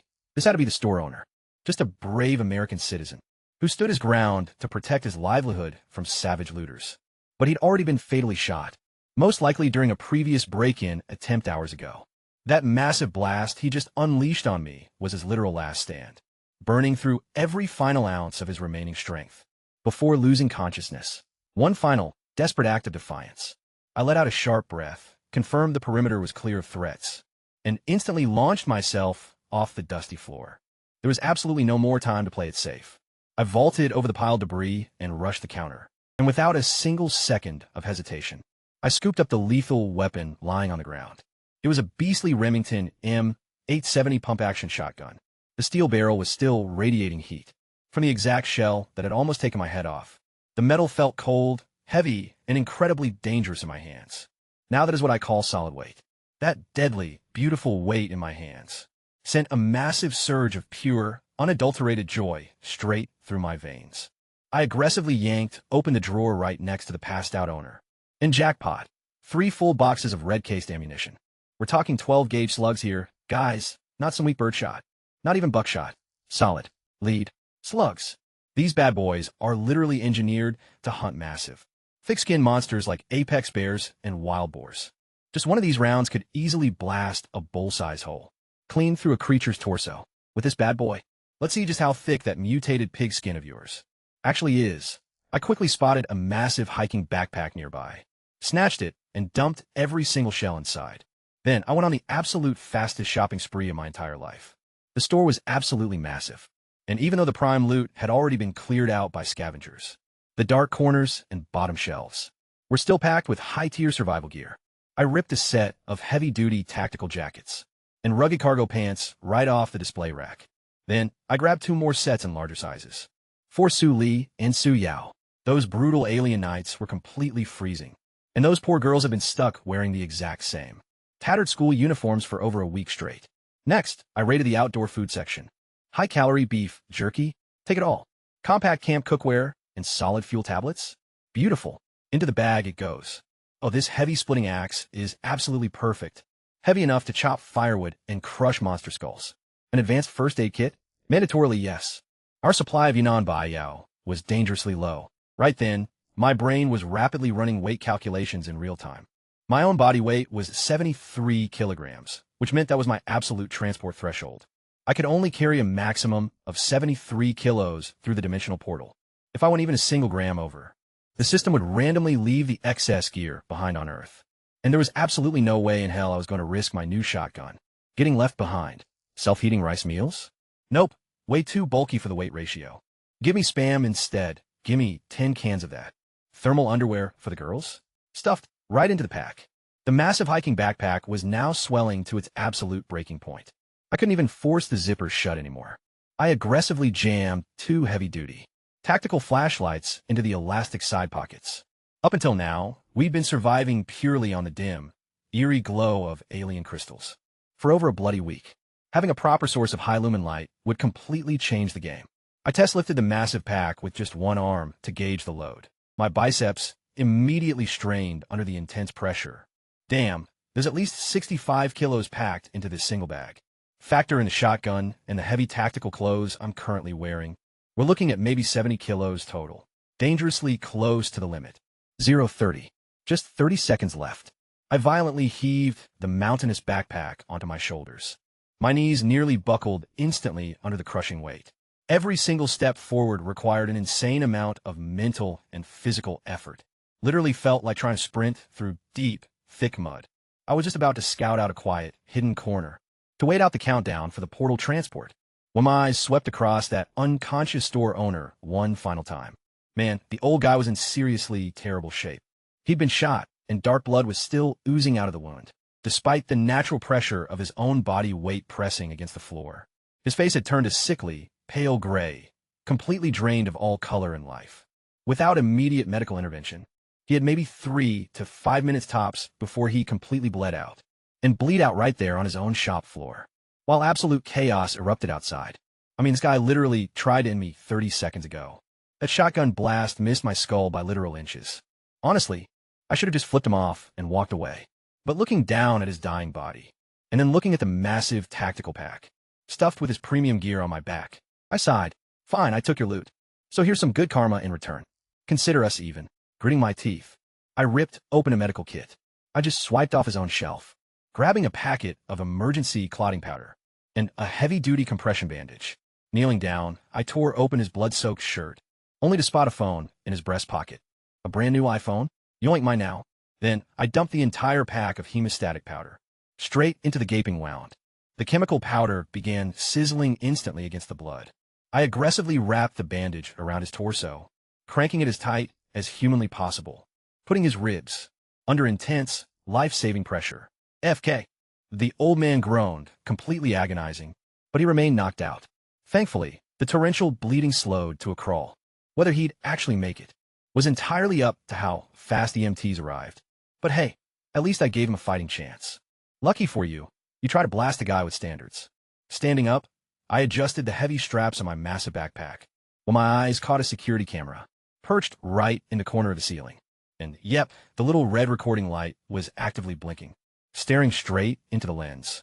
I proudly adjusted my newly acquired tactical vest, shifted the massive load of loot on my shoulders, and flashed the camera the biggest, most shit-eating grin ever. Thanks for the free shopping spree. Suddenly, midnight hit, and reality warped. The camera feed heavily glitched out, and I vanished instantly alongside 70 kilos of elite American outdoor survival gear, plus one pristine Remington 870 shotgun, completely wiping myself from existence. Just 30 minutes later, clear across the other side of the Pacific, a viral video absolutely broke the internet. Someone had already leaked the gun store's CCTV footage and blasted it online. It instantly skyrocketed to the #1 trending topic worldwide. The internet comment section went feral. Mystery Asian guy spawns in NYC riot. Loots gun store and uses literal instant transmission. And is this Chinese kung fu or actual magic? Bro, that dodge was otherworldly. The grainy security footage captured every single second. Some random black-haired Asian guy appearing out of thin air, evading a point-blank shotgun blast, with a flawless, high-speed combat roll. and then systematically cleaning out the entire store of top-tier survival gear with terrifyingly cold efficiency. He even paused to save the dying shop owner's life, smiled directly at the lens, and then, in the very last frame, just ceased to exist. Poof, gone. No doors, no windows, no escape route whatsoever. Just straight up vanished. Bro, the comment section absolutely exploded. Who is this guy? That move was straight up savage. The way he matrix dodged that shotgun blast. That's high-tier military training right there. No normal civilian moves like that. Yo, where's the rest of the footage? Did the cops actually bag him or what? Rumor has it the FBI is already on the case. But the surveillance feed completely glitched out at the end. They literally couldn't track him anywhere. He evaporated into thin air, leaving the internet to go absolutely wild. Was he an undercover Black Ops agent? A secret operative? Or some mythical martial arts grandmaster? Just casually walking among regular citizens? Meanwhile, all the way back at Division 305 headquarters in China, the entire command center went dead silent. Every single agent's eyes were glued to the massive main screen, which was frozen on that definitive final frame. My own smug, smiling face looking right into the lens like a total scholar. Li Yadong rubbed his temples and let out a massive, exhausted sigh. No wonder. No freaking wonder we turned the whole country upside down. And still couldn't find a trace of him. We literally deployed every single patrol officer on the grid, and he never flagged a single camera. Turns out that teleportation sent him straight across the globe. The general standing next to him looked hard as stone, his face a mix of pure disbelief and reluctant respect. This kid seriously went shopping in America? Well, at the very least, Li Yadong muttered, nodding slowly. He secured himself a real weapon, a Remington 870 loaded up with heavy, solid slugs. Unless he runs into a literal T-Rex. That absolute cannon gives him more than enough firepower to dominate that new world. General, we need to massively expand our surveillance web. 3 days from now, domestic tracking isn't going to cut it anymore. We need to activate every single one of our overseas assets immediately. Back inside the alien cave, a violent flash of green light erupted. Thud! I slammed hard onto the rocky floor, weighed down by over 150 pounds of tactical gear. The sudden, crushing shift in gravity completely threw off my balance. Sharp pain flared right through my knees and palms. But honestly, I didn't give a damn. My hands are already frantically ripping open my backpack zipper, fingers clawing through the bag until they finally wrapped around it. That cold, beautiful, heavy steel barrel. Click-clack. The iconic, terrifying sound of a 12-gauge shell chambering echoed through the cavern walls. It was crisp, clean, and packed with pure, violent promise. Easily the most beautiful sound I'd heard since the moment I got stranded on this hellhole of a planet. I looked up to see Su Li and Su Yao, sprinting full tilt toward me from the shadows. Their faces a wild mix of total shock, pure joy, and sheer relief. I just looked at them and flashed a massive, triumphant grin. A bright, $1,000,000 smile. Like a kid who just walked away with the grand prize at the carnival. All right, ladies, fire up the hearth. Get that water boiling.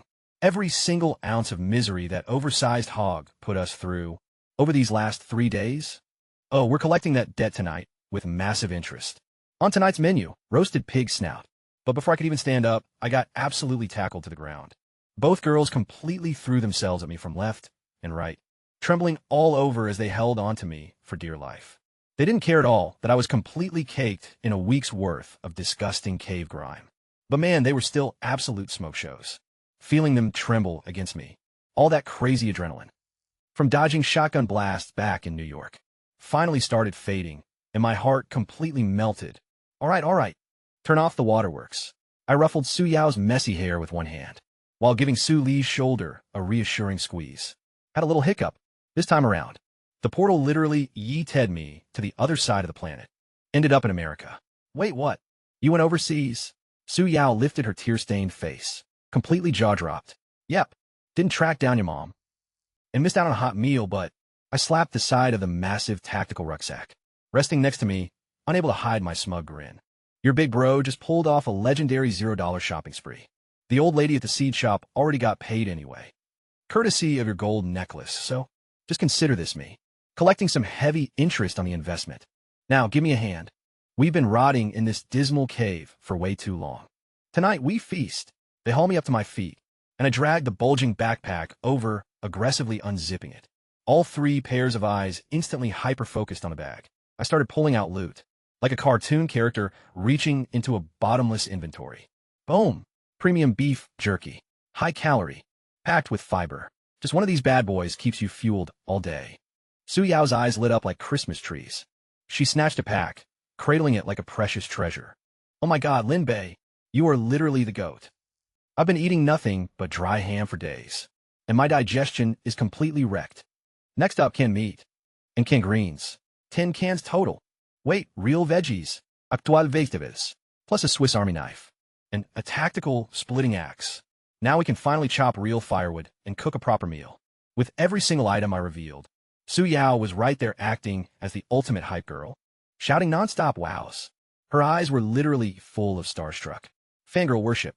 Yvonne Sully, who usually played it cool as ice, couldn't stop her gaze from glowing brighter and brighter.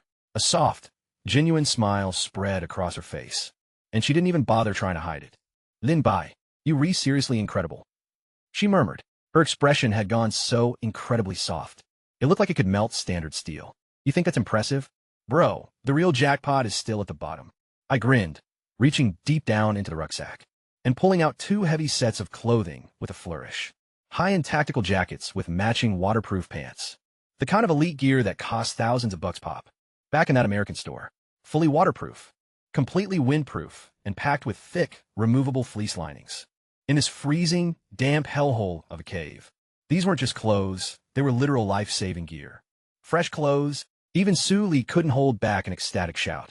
Nobody understood better than them how absolutely miserable it felt to be trapped in the same shredded school uniforms for over a week straight, with skirts way too short to keep the biting cold out.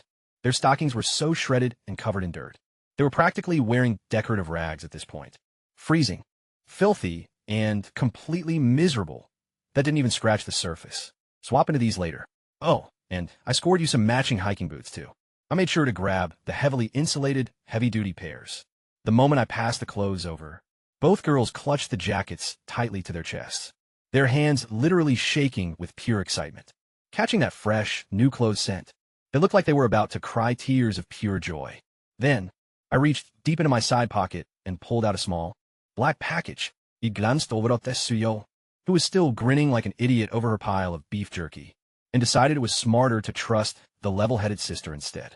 So, I handed the bag straight to Su Li. For you, more clothes. She blinked, completely caught off guard, feeling the soft, thin material through the wrapper. She carefully tore it open and peeked inside. One look, that's literally all it took. Her face went from totally normal to a bright, burning crimson. In less than half a second, a massive blush erupted across her cheeks, racing all the way to her ears and down her neck. Tucked inside that bag were several individually wrapped sets of clean, white, cotton undergarments, disposable bras, and underwear. And yeah, they even had cute little strawberry prints on them. Peak anime girl style. You actually bought these? She whispered, her voice so faint it was barely a breath. She couldn't even bring herself to look me in the eye. See, here's the thing they never complained about.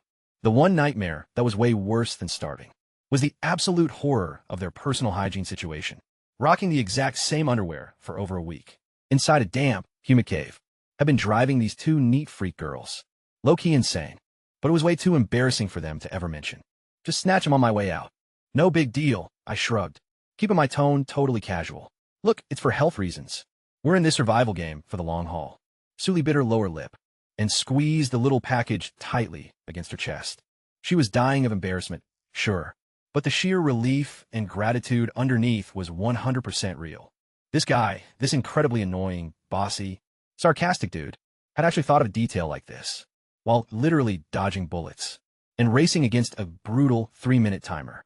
Thank you. Her voice was soft, warm, and completely unrecognizable from a frosty Ice Queen persona she had when we first met 2 weeks ago. Don't sweat it. We're practically family at this point. I stood up and gestured toward the stalactite in the corner, where we've been catching water. Since we've been chugging the bottled stuff lately, that slow-dripping cave water has actually built up a pretty solid supply. Go ahead and use it. It might not be safe enough to drink, but it's perfect for giving yourselves a quick sponge bath. Clean up, throw on the fresh gear, and let's finally get a decent night's sleep for once. The words clean up hit them like an absolute jolt of electricity. Both of their eyes instantly welled up with pure emotion, An actual real bath. For real, the girls have been fantasizing about this moment for days. Just the thought of feeling clean skin again was pure bliss. Especially after being caked in layers of dried sweat and nasty cave dust. But then, Sully shot a nervous glance my way, before looking around at the cavern. Yeah, it was totally wide open. No walls, no curtains, no privacy, absolutely nothing. Lin Bei, could you please turn around? Her face flushed bright pink, her voice dropping into a soft, almost pleading whisper. Honestly, it sounded dangerously close to flirting. Though, knowing her, she probably didn't mean it that way. Is that really necessary? I muttered under my breath. It's not like I haven't seen it all anyway, while you two were passed out. But hey, being the gentleman I am, I spun around anyway, and sat down with my back completely towards them. Keeping a totally respectful distance, I pulled out that iPhone. I'd slickly lifted straight out of the shop owner's shirt pocket. 90% battery. Nice. I immediately fired up the camera app and started recording the cave entrance, getting footage of the outside world through the narrow air vents. If the next portal drop randomly throws me back into China, I'd leave this phone behind, as solid gold evidence for the authorities. Don't you dare turn around. Sully's voice barked out from right behind me. Try her absolute best to sound intimidating. If you even peek, and yep, she completely stalled out for a solid 5 seconds, totally unable to come up with a real threat. So instead, she just stomped her foot in pure, adorable frustration. Right after that, the unmistakable sound of clothes peeling away cut through the heavy silence of the cave. In a place this quiet, every single rustle and whisper was amplified 100 times over. The soft, sliding friction of fabric leaving bare skin felt like a literal feather teasing the edges of my heart. Sis, can you help me wipe down my back? I can't reach it. Sui Yao's sweet, innocent voice drifted over. Chill out, keep your voice down. Sui Li hissed back, completely flustered by the situation. Then came the crisp sound of a wet cloth dipping into water, being wrung out, and the quiet glide of damp cloth, trailing softly against bare skin. Cease. Your hands are freezing. Sui Yao let out a tiny, sharp gasp. Just bear with it. We need to get totally clean. Even through her shivering, Sui Li's voice carried a hint of pure relief. It was the absolute euphoria of finally washing away the grime, after being trapped in dirt for over a week. Meanwhile, there I was, hyper-focused on filming the cave entrance with the phone, acting completely professional and responsible. But those sounds behind me, they were fueling my imagination, big time. Vivid, mental images started popping up, and I could not shut them off no matter how hard I tried. Pale skin glowing faintly under the dim mineral light. Water droplets slowly tracing lines down smooth, perfect backs. Bro, this was actual psychological torture.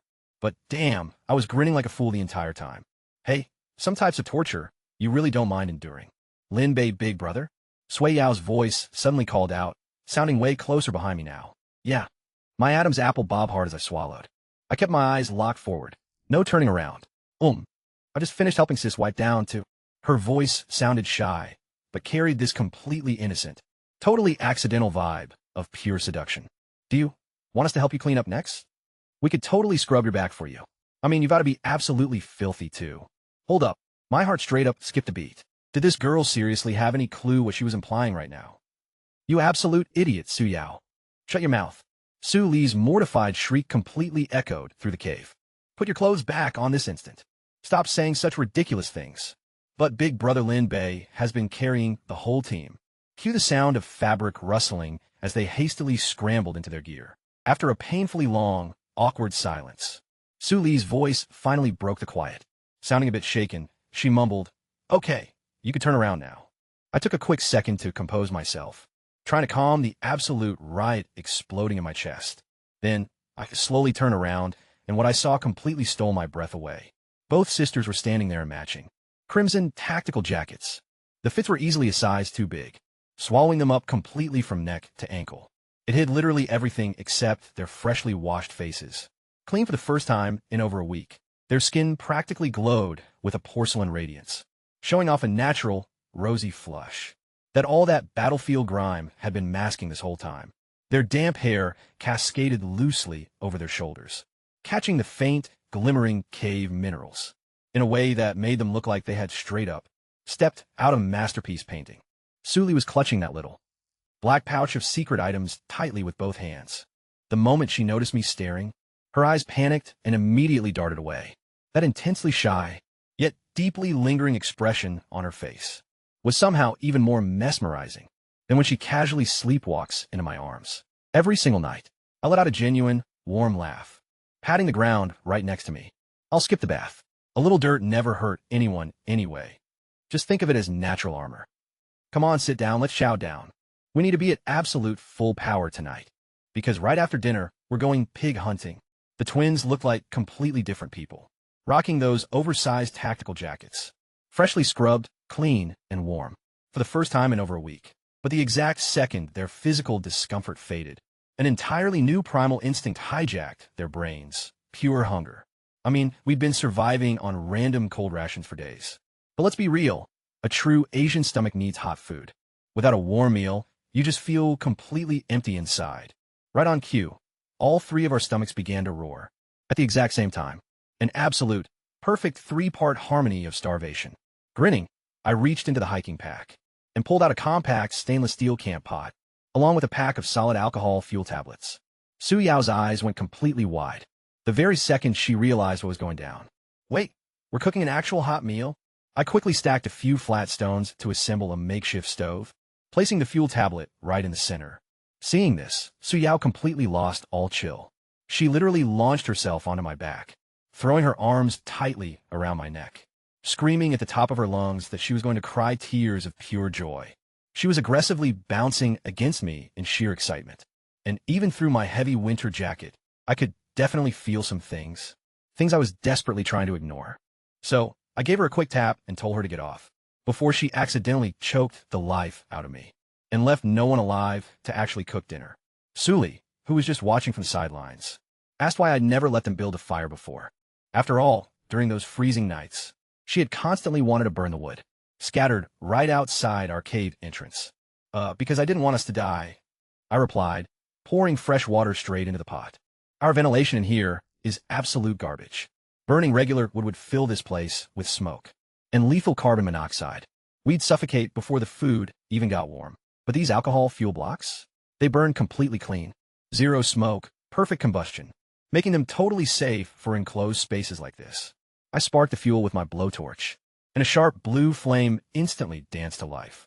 Deep inside that pitch-black cave, that tiny, warm glow felt like a piece of civilization returning. The water boiled in no time, and I immediately went into full chef mode. I tossed the cube spam right into the pot, followed by the dehydrated veggies, salt, and pepper that I'd raided from the Su family kitchen. Suddenly, the mouth-watering aroma of a hot meat stew filled the air. We had actually moved to the deepest corner of the cave, just to escape the toxic, biological warfare stench that the mother boar had been leaving right at our doorstep. But back here, the air was pristine, making the smell of Rayal, home-cooked food, completely overwhelming in the best way possible.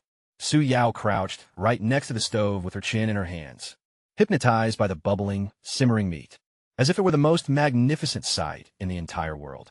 Meanwhile, Suli tried her best to maintain her elegant, composed posture nearby, but the way she kept aggressively sniffing the air completely gave her away.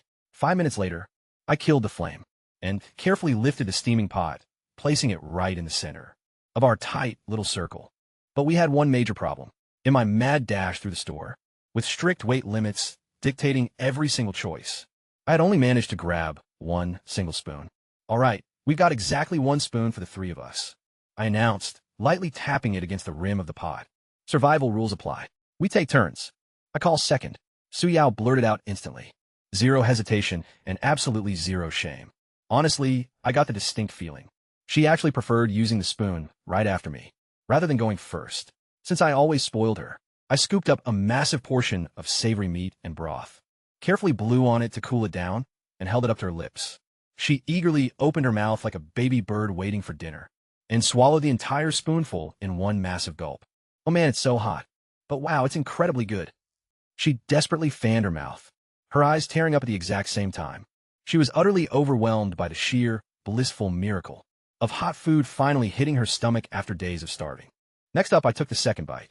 I didn't even bother wiping the spoon, shoveling a fat chunk of spam straight into my mouth.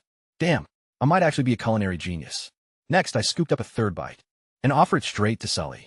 She just stared at the spoon, The exact same spoon that had just been in her sister's mouth, then down my throat, and was now hovering right in front of her lips.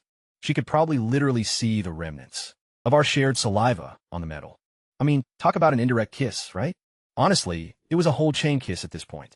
Her face instantly turned bright crimson. You guys go ahead and eat first. I'm not even hungry yet. Grumbly. Yeah, right? Her stomach immediately called her out, loud and clear. The sound literally echoed through the pitch-black cave, like a straight-up foghorn. I flashed her a smug. Oh, really? Look. You sure about that? This is a limited-time offer, you know. She glanced at the steaming, juicy chunk of spam on the spoon, then locked eyes with my teasing smirk. The brutal battle between her pride and her hunger lasted maybe 2 seconds max, and hunger absolutely crushed it. Fayin, Akishi Shakish. She declared it like a soldier charging into a desperate battle. Opened wide, and completely clamped her lips around the spoon. The metal was still warm from my touch, and there was a faint, distinct taste that definitely wasn't just the food. In that exact moment, she later admitted she felt like she wasn't just swallowing meat. She felt like she was swallowing my very fingers. Good? I asked, grinning ear to ear. She just chewed furiously with her head down, her face so incredibly flushed it looked ready to burst, completely refusing to make eye contact with me. Then, she softly mumbled under her breath. It's amazing, it tastes just like you. The absolute split second those words left her mouth. She realized exactly how crazy that sounded, and she looked like she desperately wanted the cave floor to open up and swallow her whole. I completely burst out laughing, and that's exactly how we ate. One single spoon, 3 different mouths. Your turn, my turn, then your turn again. Just passing that same warm piece of metal back and forth between us, huddled inside an alien cave billions of miles away from Earth, surrounded by deadly monsters and sitting on freezing rock. That simple pot of makeshift army stew instantly became the most delicious, the most intimate, and the most profoundly comforting meal any of us had ever experienced. By the time the pot was scraped clean, a deep, soothing warmth radiated through every single inch of my body. Su Yao gently leaned her weight against my left side, while Sully comfortably settled against my right. The three of us just sat there closely, silently watching the very last embers of our fuel block flicker and slowly die out. My hand naturally drifted to the shotgun resting right beside me, and my gaze gradually began to sharpen, shifting from relaxed and lazy to something incredibly cold and focused. So stuff. They both murmured in perfect unison, their voices completely heavy with satisfaction and deep drowsiness. Good. I stood up, grabbed the heavy Remington, and aggressively racked the pump. That sharp, lethal metallic clack of fresh slug chambering echoed through the hollow cave like a deadly promise. Time to go pig hunting. I sat cross-legged back down on the cavern floor, slowly running my hands over the cold, unforgiving steel of the Remington M870. The sheer weight of the weapon was immensely reassuring. Click-clack, click-clack. I drilled the pump-action motion relentlessly. Aim, fire, rack. Aim again, until the clumsy movements became pure muscle memory. Look, I'd never handled a real firearm before, but thanks to blockbuster action flicks and thousands of hours in FPS lobbies, the mechanics felt practically pre-installed in my brain. Besides, a point-blank shotgun blast doesn't require sniper aim. It just takes cold nerves, steady hands, and lethal proximity. Peering out through a crack in the rock, I saw the last remaining sun, bleeding its final light over the horizon. The other two had already dipped below the skyline. Pitch darkness was rolling in. Apex hunting hours. Thud, thud. Right on cue, the entire cave floor began to shudder. 3 days straight, without fail. This vengeful monstrosity had stalked back here. She was clocking in like an angry factory worker, ready for a brutal shift. Even with half a tusk, snapped clean off. From trying to demolish our mountain shelter, she still pulled up. Pure, unadulterated hatred is a hell of a drug. Get back, I hissed, motioning the girls deeper into the shadows. Su Li and Su Yao didn't hesitate, immediately retreating. Behind a massive boulders at the very back, they clamped their hands over their mouths, eyes wide with pure terror, their hearts hammering so violently, I could literally hear the panic radiating from them. To them, I was the only shield, standing between a gruesome death and survival. Yeah, no pressure at all. Once they were hidden, I took one slow, deliberate breath and pressed my spine flat against the cold stone wall, melting silently into the blind spot, right next to the cavern entrance. Suddenly, a revolting stench hit me like a semi-truck. That vile, rancid cocktail of rotting pig carcass and fresh beast urine flooded the air. Right on time. Next came the unmistakable, sickening sound of a massive torrent of liquid splashing onto the dirt. Just outside, this disgusting creature was using our only exit as her personal toilet again. It was a blatant power move, a toxic territorial display, meant to insult us. I clenched my jaw and held my breath. Not yet. I had to play it cool. I needed to wait for the absolute perfect window, right when she wrapped up her little dominance ritual, and her guard dropped completely. My Remington featured an extended mag tube, packed with 7 heavy-duty shells, but up against a behemoth weighing hundreds of tons, an apex predator forged by millions of years of evolution. On a hyperlethal planet where everything grew to monstrous scales, I realistically only had one shot at this. One brief window. If my opening blast didn't hit something absolutely vital, she'd either go completely berserk and cave the entire entrance in, or retreat into the thick jungle, never to be lured out again. There were no do-overs here. If this ambush failed, all 3 of us were as good as dead. I carefully set the shotgun down beside my boots, and fished 2 cotton balls out of my pocket, stuffing one firmly into each ear, discharging a 12-gauge inside a cramped stone cavern. The sound waves bouncing off these solid rock walls. At point-blank range, yeah, it would instantly blow out my eardrums. It might even knock me straight unconscious. And right now, I couldn't afford a single mistake. Preparation complete. Glancing back, I caught sight of the 2 girls, huddled behind their boulder. 30 meters out, 2 pairs of wide, tear-soaked eyes were locked onto me, completely unblinking. They were shaking like crazy, but refused to look away. So, I just flashed them a confident grin, raised an eyebrow, and blew them a playful kiss. Sully blinked in absolute shock, her face instantly turning bright red. But then I noticed her tense shoulders drop just a bit, the raw panic fading from her eyes, replaced by a flicker of warmth. This absolute idiot. She was probably thinking, about to fight for his life. And he's still flexing. Suddenly, the sounds outside shifted. The relentless ramming stopped completely. Instead, a heavy, raspy wheezing echoed into the cave. The massive boar was visibly confused. Normally, whenever she smashed into the mountain, the prey inside would be screaming in terror. But today, pura silence. Worse, an unfamiliar scent was drifting out of the tunnel. Something seriously mouth-watering. It was the leftover aroma of our cooked feast. Had the pesky bugs inside escaped, or were they already dead? The mere thought of her targets getting away, of her baby's killers slipping through her fingers, after she had literally broken half a tusk, hunting them down, drove her into a frantic, anxious rage.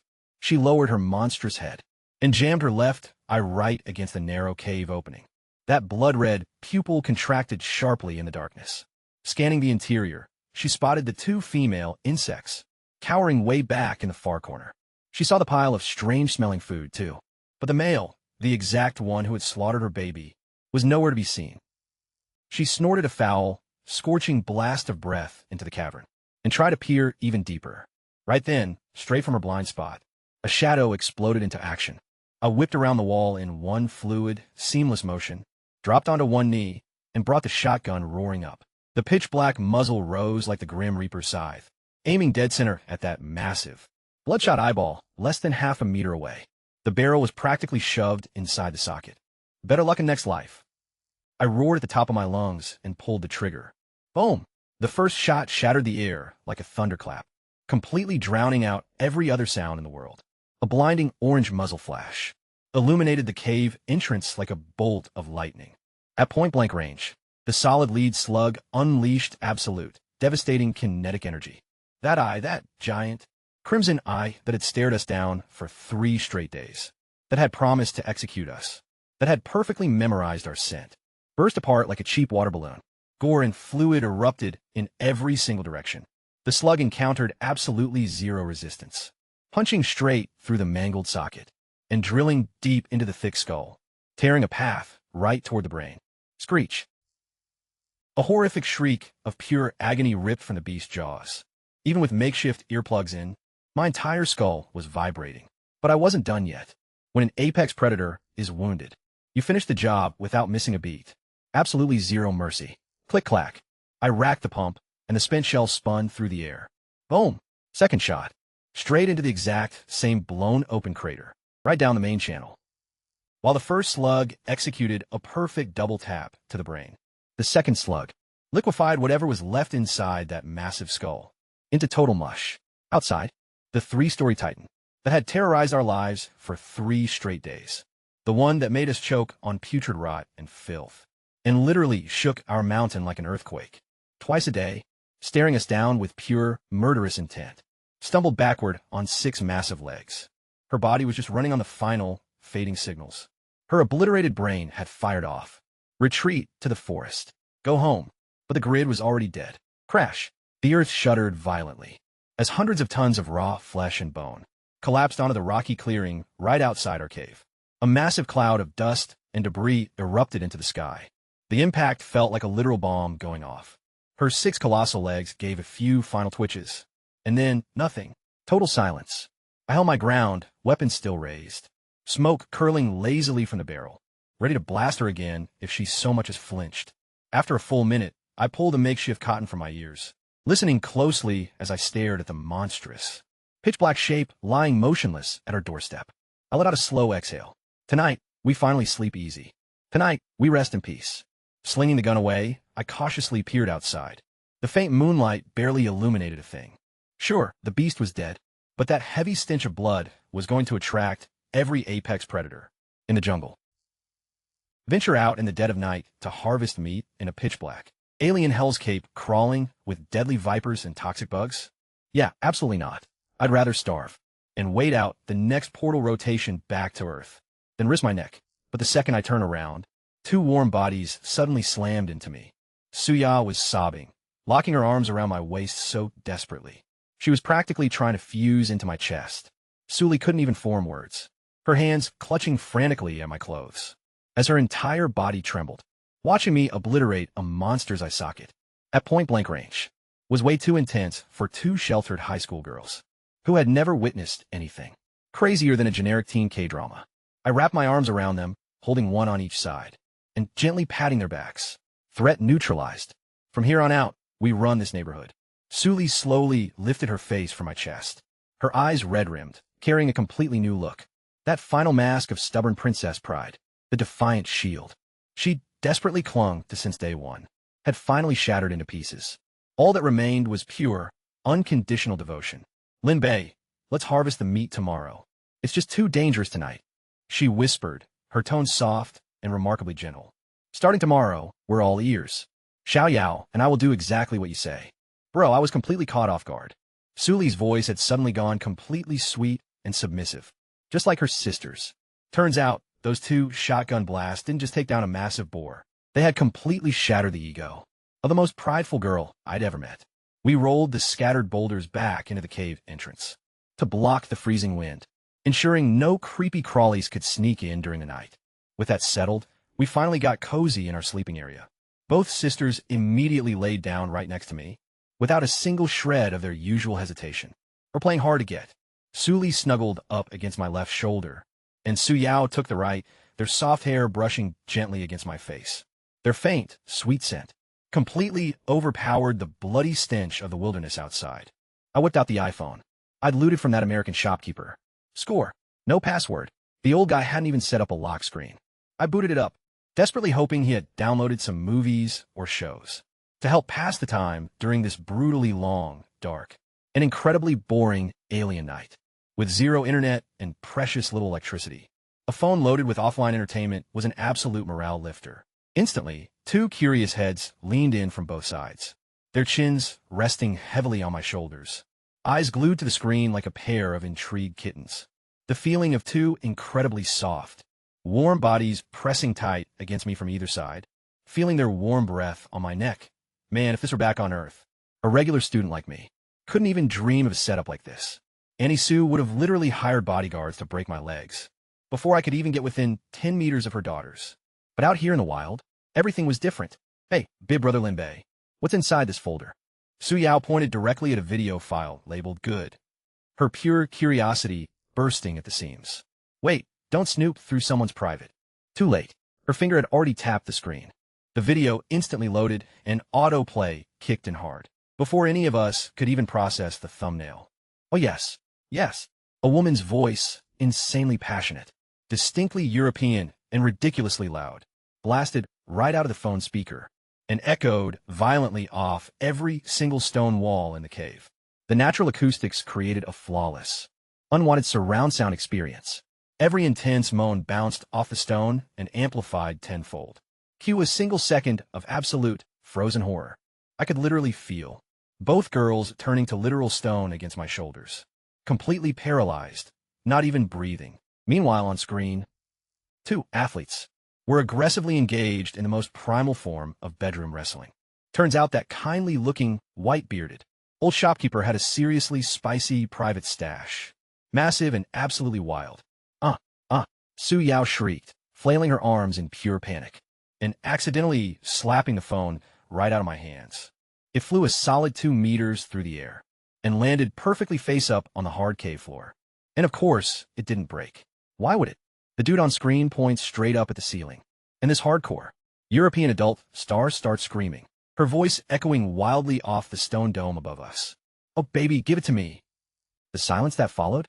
Bro, it was the kind of cringe that makes your toes curl. From pure, unadulterated secondhand embarrassment. Sully buries her face so deep into my jacket. I honestly thought she was going to suffocate. Her ears were glowing so bright red. We could have used them as emergency flashlights. Meanwhile, Su Yao covers her eyes with both hands, peeking through her fingers like a complete hypocrite while chanting. I didn't see anything. I swear I didn't see anything. My eyes literally twitching out of control, wondering what kind of sins I committed in a past life to deserve this level of torture. With a heavy sigh, I finally stand up, march over, snatch the phone, and kill the video with surgical precision before locking the screen. Boom! Peace is finally restored. I clear my throat, trying to sound as alpha as possible. All right, listen up. It's time for bed. Every living creature, whether human or animal, has a natural instinct to reproduce. This is just basic high school biology, guys. There's absolutely nothing to be shocked about. I deliver this completely BS, straight-faced speech with the deadpan gravity of a university professor, praying it would somehow salvage what was left of the vibe. We all lie back down. But this time, both girls are stiff as boards. No moving, no talking, and absolutely zero request to look at my phone again. I close my eyes, feeling their warmth radiating from both sides. But my brain is already scheming up a game plan. Yeah, this sleeping arrangement definitely needs an upgrade. All three of us sharing one massive makeshift floor bed? Sure, it worked for survival, but moving forward, if I ever want to have any kind of, private conversation with either of them, having the twin sister lying right next to us watching, yeah, that is a total buzzkill. A complete base blueprint starts forming in my head. Aside from butchering that massive wild boar tomorrow, I need to prioritize some serious base building. I'll construct some sturdy wooden room dividers inside this cave. Legit walls, making at least 3 separate bedrooms and a living area. Because once everyone has their own private space, whoever I decide to visit for a late-night chat becomes entirely up to me. Cut to the middle of the night, and I snap wide awake. That intense gunfight from earlier had left my nerves completely fried, making it impossible to fall into a deep sleep. Through the narrow gaps in the boulders blocking our entrance, I start hearing these chilling, visceral sounds. Wet crunching and bone snapping. Something massive was ripping into flesh out there. Actually, make that multiple somethings. The heavy scent of blood from that dead boar had clearly reeked, attracting the jungle's deadliest night shift predators. They were currently tearing into a free, all-you-can-eat buffet, right on our damn doorstep. I listened closely for a moment. It definitely sounds like a pack of apex carnivores, brutally fighting over the meat. Luckily, our rock wall is solid, as long as nothing the size of a literal bulldozer shows up. These opportunistic scavengers stand zero chance of breaking in. So go ahead, eat your fill, and beat it. I rolled over and pulled both girls closer.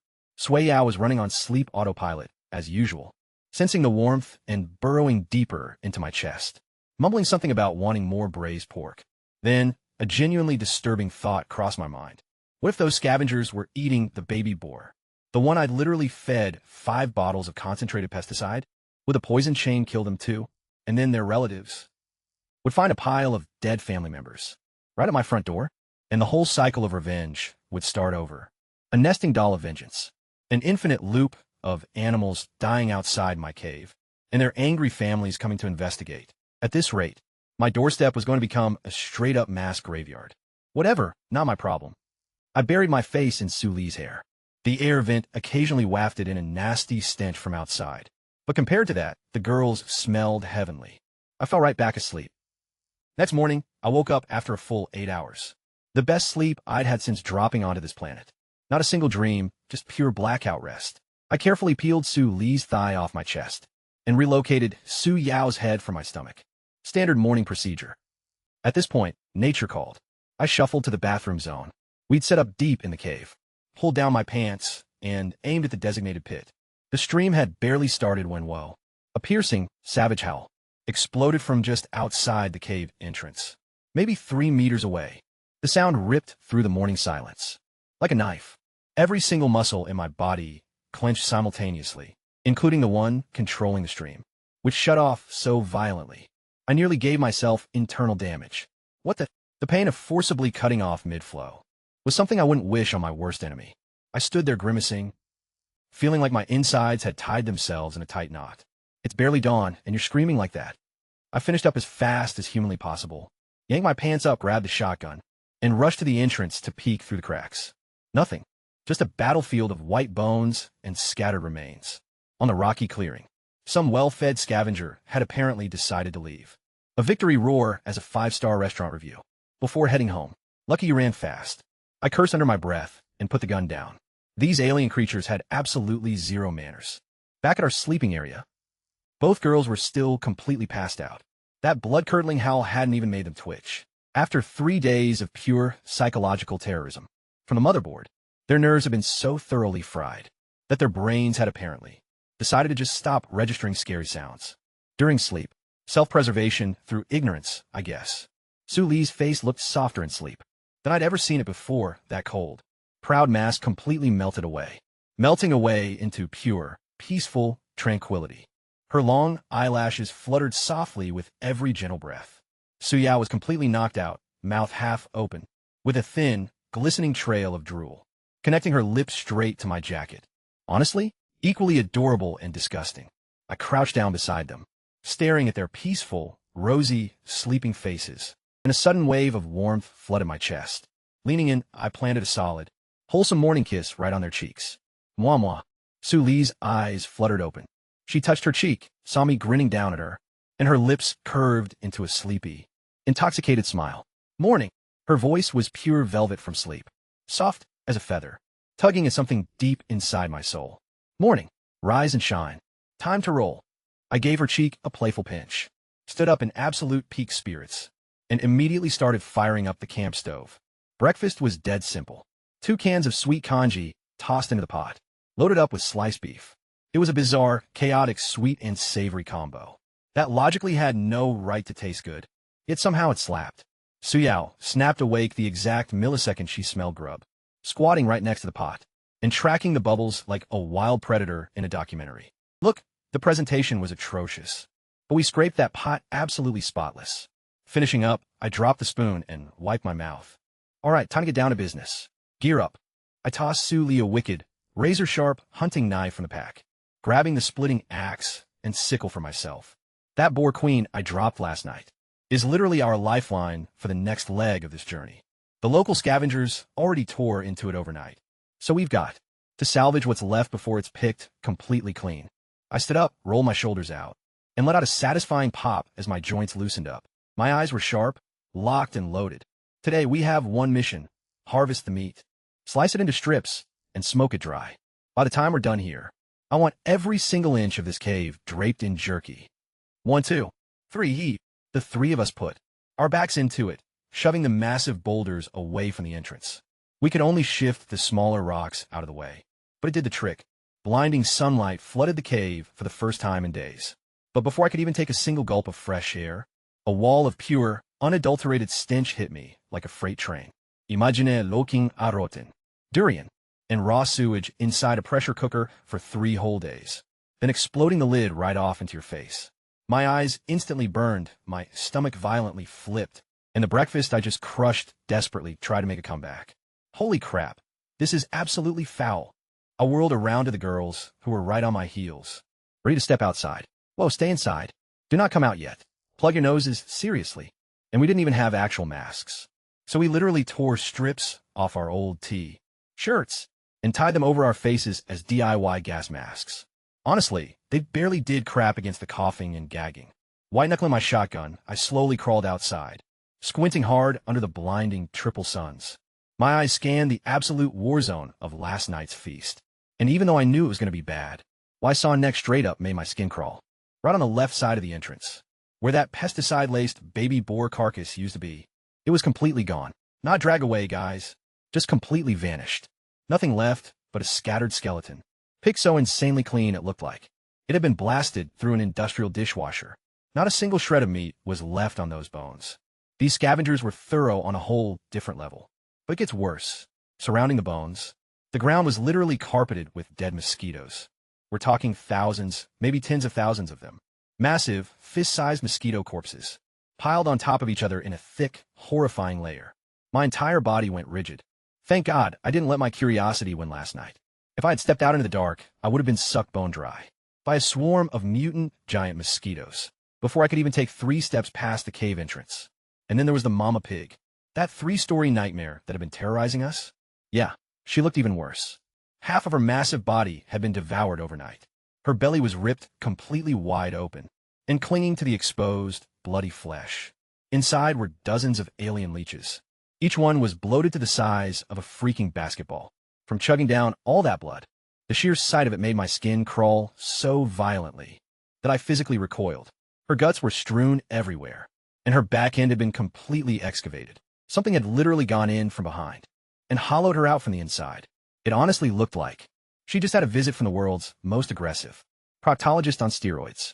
These monsters ate a multi-ton baby pig and half of a 100-ton adult in a single night. The sheer appetite required for that was just beyond my comprehension. Like, what kind of demonic creatures are living in this jungle? But wait, that wasn't even the most shocking discovery. My eyes locked on several dead bodies lying nearby that I hadn't even noticed at first. 3 bizarre, alien creatures were dead on the ground. They weren't as massive as the boars. Maybe just a bit bigger than an earth cow or a horse. But their build was absolutely insane. Their bodies were covered in fine, blue-gray feathers, and each one had a thick, powerful tail. Their hind legs were pure muscle, clearly built for insane speed, while their front arms were short, but tipped with lethal, curved, sickle-shaped claws that were explicitly designed for one thing: pure slaughter. Their jaws hung half open in death, revealing rows of jagged, serrated teeth like mini saw blades. Wait, are those feather dinosaurs? A visceral chill shot straight up from the soles of my feet, hitting the very top of my skull. Sure, the colors and some details were off, but that body shape and those proportions? Absolutely unmistakable. I'd seen these exact, terrifying silhouettes back in museum exhibits. As a kid, these things looked just like raptors. Vicious, smaller predatory dinosaurs.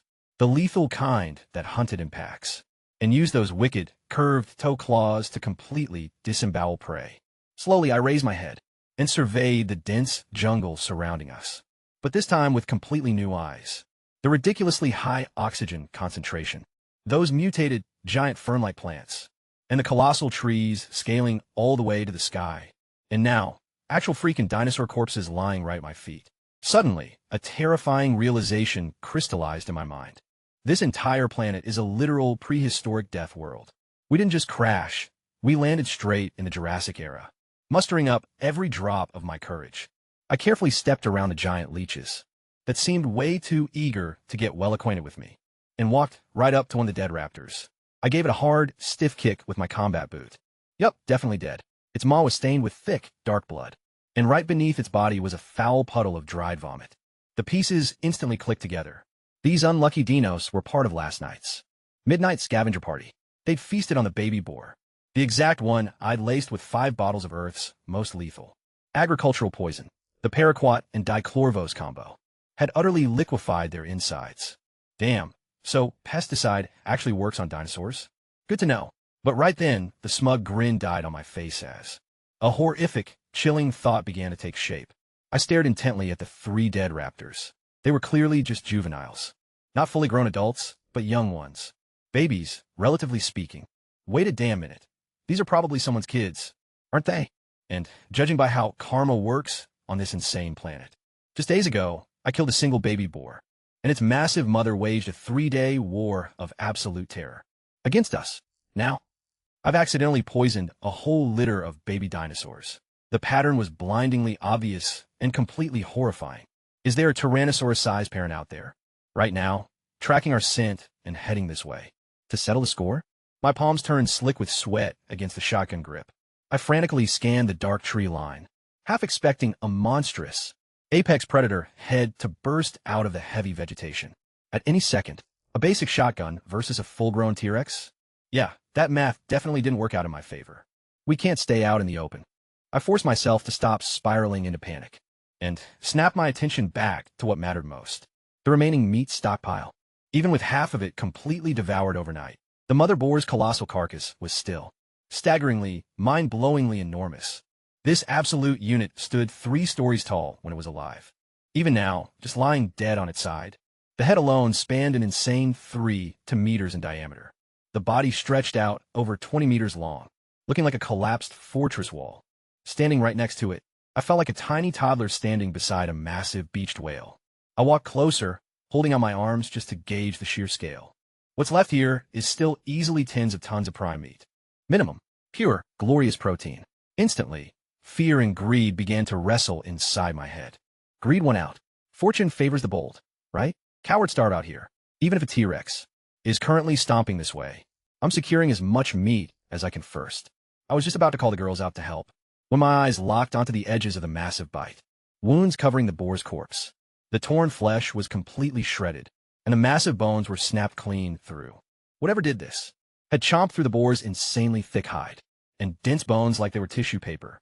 A chilling realization washed over me. This giant boar skin was so damn tough that my shotgun slug only worked because I managed to fire directly through its eye socket. Any normal predator shouldn't have been able to dent this organic armor. Yet, something tore it to pieces. In a single night, devouring dozens of tons of flesh. I looked out at the deceptively peaceful jungle surrounding us, and the shiver down my spine intensified. Whatever feasted here last night was easily just as massive as this boar, maybe even bigger, and there was definitely more than one. This planet wasn't just some basic dinosaur world. It was a nightmare realm where our 3-story-tall boar, a creature that felt like an unstoppable god-tier force of destruction to us, was arguably sitting near the absolute bottom of the food chain. We'd been living in absolute terror of her for 3 whole days. But to the actual apex predators of this ecosystem, she was literally just a light snack. We're just ants.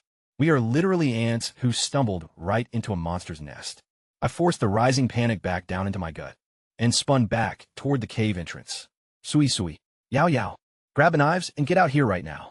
Whether it's dinosaurs or mutated monsters, we need to butcher as much meat off this carcass as possible before whatever killed it comes back. Take everything we can humanly carry. Clang! I slammed the splitting axe down with all my might, but it bounced right off the boar's leathery hide, like I just struck a solid truck tire. The violent recoil nearly ripped the handle straight from my grip, leaving my palms stinging and completely numb. How the hell is this thing so damn hard? I walked around to the section where the scavengers had ripped into the carcass the night before, and closely examined the exposed cross-section. What I saw made my blood instantly run ice cold. Beneath the coarse, bristly black hair was a massive layer of dense white fat, followed by a thick outer hide and an even denser inner layer. I eyeballed the total thickness of just the skin alone, not even counting the fat. It was 1/2 meter wide. 1/2 meter of pure, biological heavy armor. This monstrous pig had been rocking a built-in bulletproof vest. Its entire life, I instinctively touched the shotgun slung on my back and broke out into a cold, trembling sweat. I've been strutting around feeling like a total badass, just because I possessed a firearm. But now, reality hit me. If that beast hadn't been arrogant enough to press its eyeball right up against my glowing barrel, handing me a direct shot at its only true weak spot, I could have unloaded my entire magazine directly into its body, and it wouldn't have felt a single damn thing. Talk about a close call. If she'd been a millisecond faster and snapped those massive eyelids shut in nick of time, that bullet, it honestly would have just grazed her skin. Probably wouldn't have even taken her out. Anyway, I'm staring at this absolute mountain of meat. Literal hundreds of tons of top-tier protein. But I couldn't even harvest a single slice. My axe was doing 0 damage against this insane armor. Suddenly, Suyao calls out from a few paces away. She's crouching right next to the baby boar skeleton, struggling to drag this massive, heavy white object. Turns out, it's a straight-up dinosaur tooth. Must have snapped off during last night's chaotic feeding frenzy. This thing is as thick as a grown man's forearm, nearly 2 feet long and ivory white, lined with these wicked, serrated hooks on both sides. I take it from her hands, and it's surprisingly heavy and weirdly warm too. Not cold like a dead bone at all. I bring my fingertip close to the edge, just to gauge the sharpness, but before I even make contact, I feel this tingling buzz like a jolt of static electricity. Next thing I know, my finger is bleeding from a flawless cut, and I hadn't even touched the damn blade yet. Holy crap, this thing is actual sword aura. But even with a supernaturally sharp tooth in hand, I don't exactly pack the multi-ton bite force of a dinosaur. Could it really pierce 2 feet of reinforced pig armor? First, I hit it with the blowtorch to sterilize it. But under that blue flame, things get incredibly bizarre.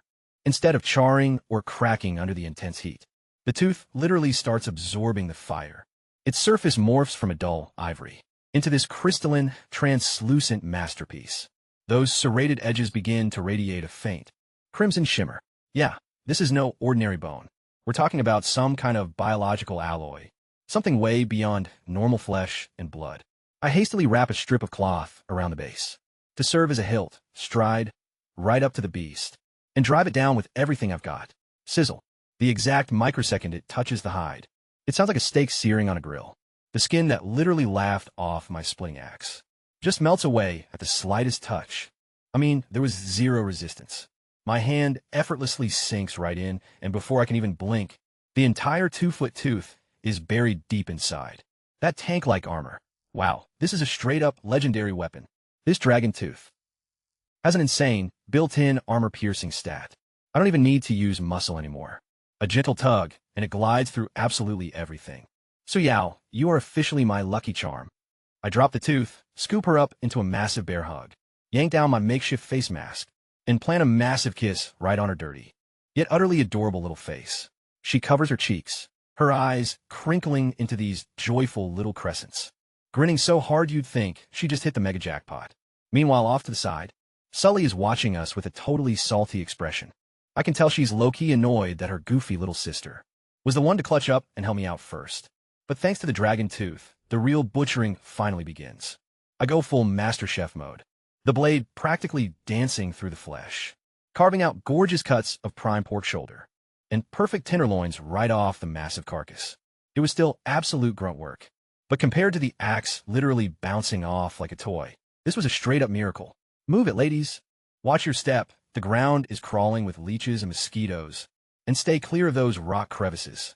There are giant centipedes and scorpions, just waiting to strike. Su Li and Su Yao were putting in major work right beside me, each dragging a massive, door-sized leaf, pile high with thick slabs of meat. They shuttled back and forth from the carcass to the cave entrance like a couple of hyper-industrious ants. We grinded the entire day. All 3 suns literally rose and set before we finally called it quits. Even with our newly enhanced bodies, we were so utterly wiped out we could barely stand up straight. But looking back at that colossal boar carcass, all our brutal, back-breaking labor had only managed to carve out a tiny dent in its back. Compared to tens of tons of total meat, our haul of a few thousand pounds was barely a drop in the bucket. It's too massive, it's just too damn big. I wiped the sweat from my brow, torn completely between sheer frustration and awe. But we had to stop. Darkness was closing in, and working blind next to rock fissures, swarming with venomous nightmares, was a suicide mission. By tomorrow morning, scavengers would definitely pick the bones clean. What a colossal waste. We drag ourselves back inside and securely sealed the entrance. I clicked on one of our tactical flashlights, beamed it toward the ceiling, and the sight that greeted us instantly washed away every single ounce of exhaustion. The flat stone surfaces inside the cave were completely blanketed with long, thick strips of wild boar meat, gorgeously marbled red and white, perfectly textured, and glistening under the flashlight beam, like rows of luxurious crimson carpets. Thousands of pounds of premium, A-grade cuts, all earned from a single day's hustle. Sure, the air was heavy with the pungent, raw smell of meat, but for 3 people who genuinely knew the horror of starvation, that scent was the most beautiful, comforting thing in the universe. Whoa, that is a ridiculous amount of meat. Su Yao collapsed on the floor, staring at our massive haul in absolute, pure bliss. We couldn't finish this even if we feasted until New Year's. I sank down next to her, but my smile quickly faded as a brutal new crisis hit me. This cave was incredibly damp, without proper preservation. Thousands of pounds of raw meat would rot into a toxic Inedible biohazard within 2 or 3 days tops. We desperately needed to smoke it or dry it out. But our alcohol fuel supply was running dangerously low. Nowhere near enough to process a massive stockpile like this. And burning actual wood inside an enclosed cave would choke us with carbon monoxide. And blinding smoke. That was just a delayed suicide. Right then, a completely insane idea flashed in my head. If I can't burn inside, I'll just light it up outside. The entire hillside surrounding us was covered in dry brush and dead leaves. What if I literally set the whole landscape on fire? The more I ran the numbers, the more genius it actually sounded. A massive, controlled wildfire would solve all our problems at once. The intense heat would radiate straight through the rock, perfectly baking and drying the meat inside the cave. A massive blaze would completely vaporize those rotting carcasses outside, which were basically serving as a buffet for predators. It would absolutely nuke the venomous centipedes, the giant spiders, and all the other nightmare fuel lurking in the rocks. Plus, burning it all down would clear a massive chunk of the forest, giving us prime, open territory for farming, and a perfect line of sight against any incoming threats. Yeah, the risk was completely insane, but our cave cut incredibly deep into the mountain. We had more than enough room to fall back from the intense heat. If we securely sealed off the entrance, that thick, solid rock would keep us perfectly safe. I glanced over at the 2 totally exhausted girls and decided to keep this wild plan entirely to myself. For tonight, at least. Tomorrow morning, my priority was to scout out the deeper, uncharted zones of the cave first. If I dropped this bomb on them now, they wouldn't sleep a wink. Lin Bei, oh my god, you're literally covered in blood. Sully's panicked voice suddenly snapped me back to reality. I looked down and realized my tactical jacket was completely drenched in dark red, soaked through with foul pig blood, from a brutal, non-stop day of butchering. Sticky, rank, and downright disgusting. I quickly peeled off the jacket, leaving my entire upper body completely bare. Layers of dried blood and grime were smeared heavily across my chest and back. "Don't move," Sully commanded, walking over with a damp cloth she'd carefully prepared from our rapidly dwindling water supply. "Let me clean you up." Her voice was incredibly soft, almost gentle. But before I could even try to object, Suyao instantly materialized with another cloth in hand. "Me too." Big brother Lin Bei definitely worked the hardest today. And just like that, they surrounded me, one taking the front and the other taking the back. Sully knelt right behind me, gently pressing the cool, damp cloth against my intensely burning back. She wiped slowly with extreme care, as if she were handling the most fragile, precious treasure. Meanwhile, Su Yao crouched directly in front of me, radiating pure focus. As she meticulously wiped the blood from my face and chest, the entire cave fell into a dead silence, with nothing but the soft, rhythmic sound of wet fabric gliding across bare skin. The crushing exhaustion of the day melted away, replaced by their faint, intoxicating scent, sending an occasional, electric jolt of adrenaline through me whenever their delicate fingertips accidentally brushed against my skin. Everything seamlessly blended into this warm, incredibly sweet, and dangerously intimate atmosphere. As I sat trapped between them, I swallowed hard, feeling my pulse absolutely skyrocket. I couldn't help but watch Sully's hair fall forward as she leaned in closer, captivated by Su Yao's dead serious, hyper-focused eyes while she worked. Then finally, "There, all clean," Sully said, softly pulling her hand back. Even in the incredibly dim lighting, I could clearly see a bright pink blush spreading across her cheeks. Let's get some sleep."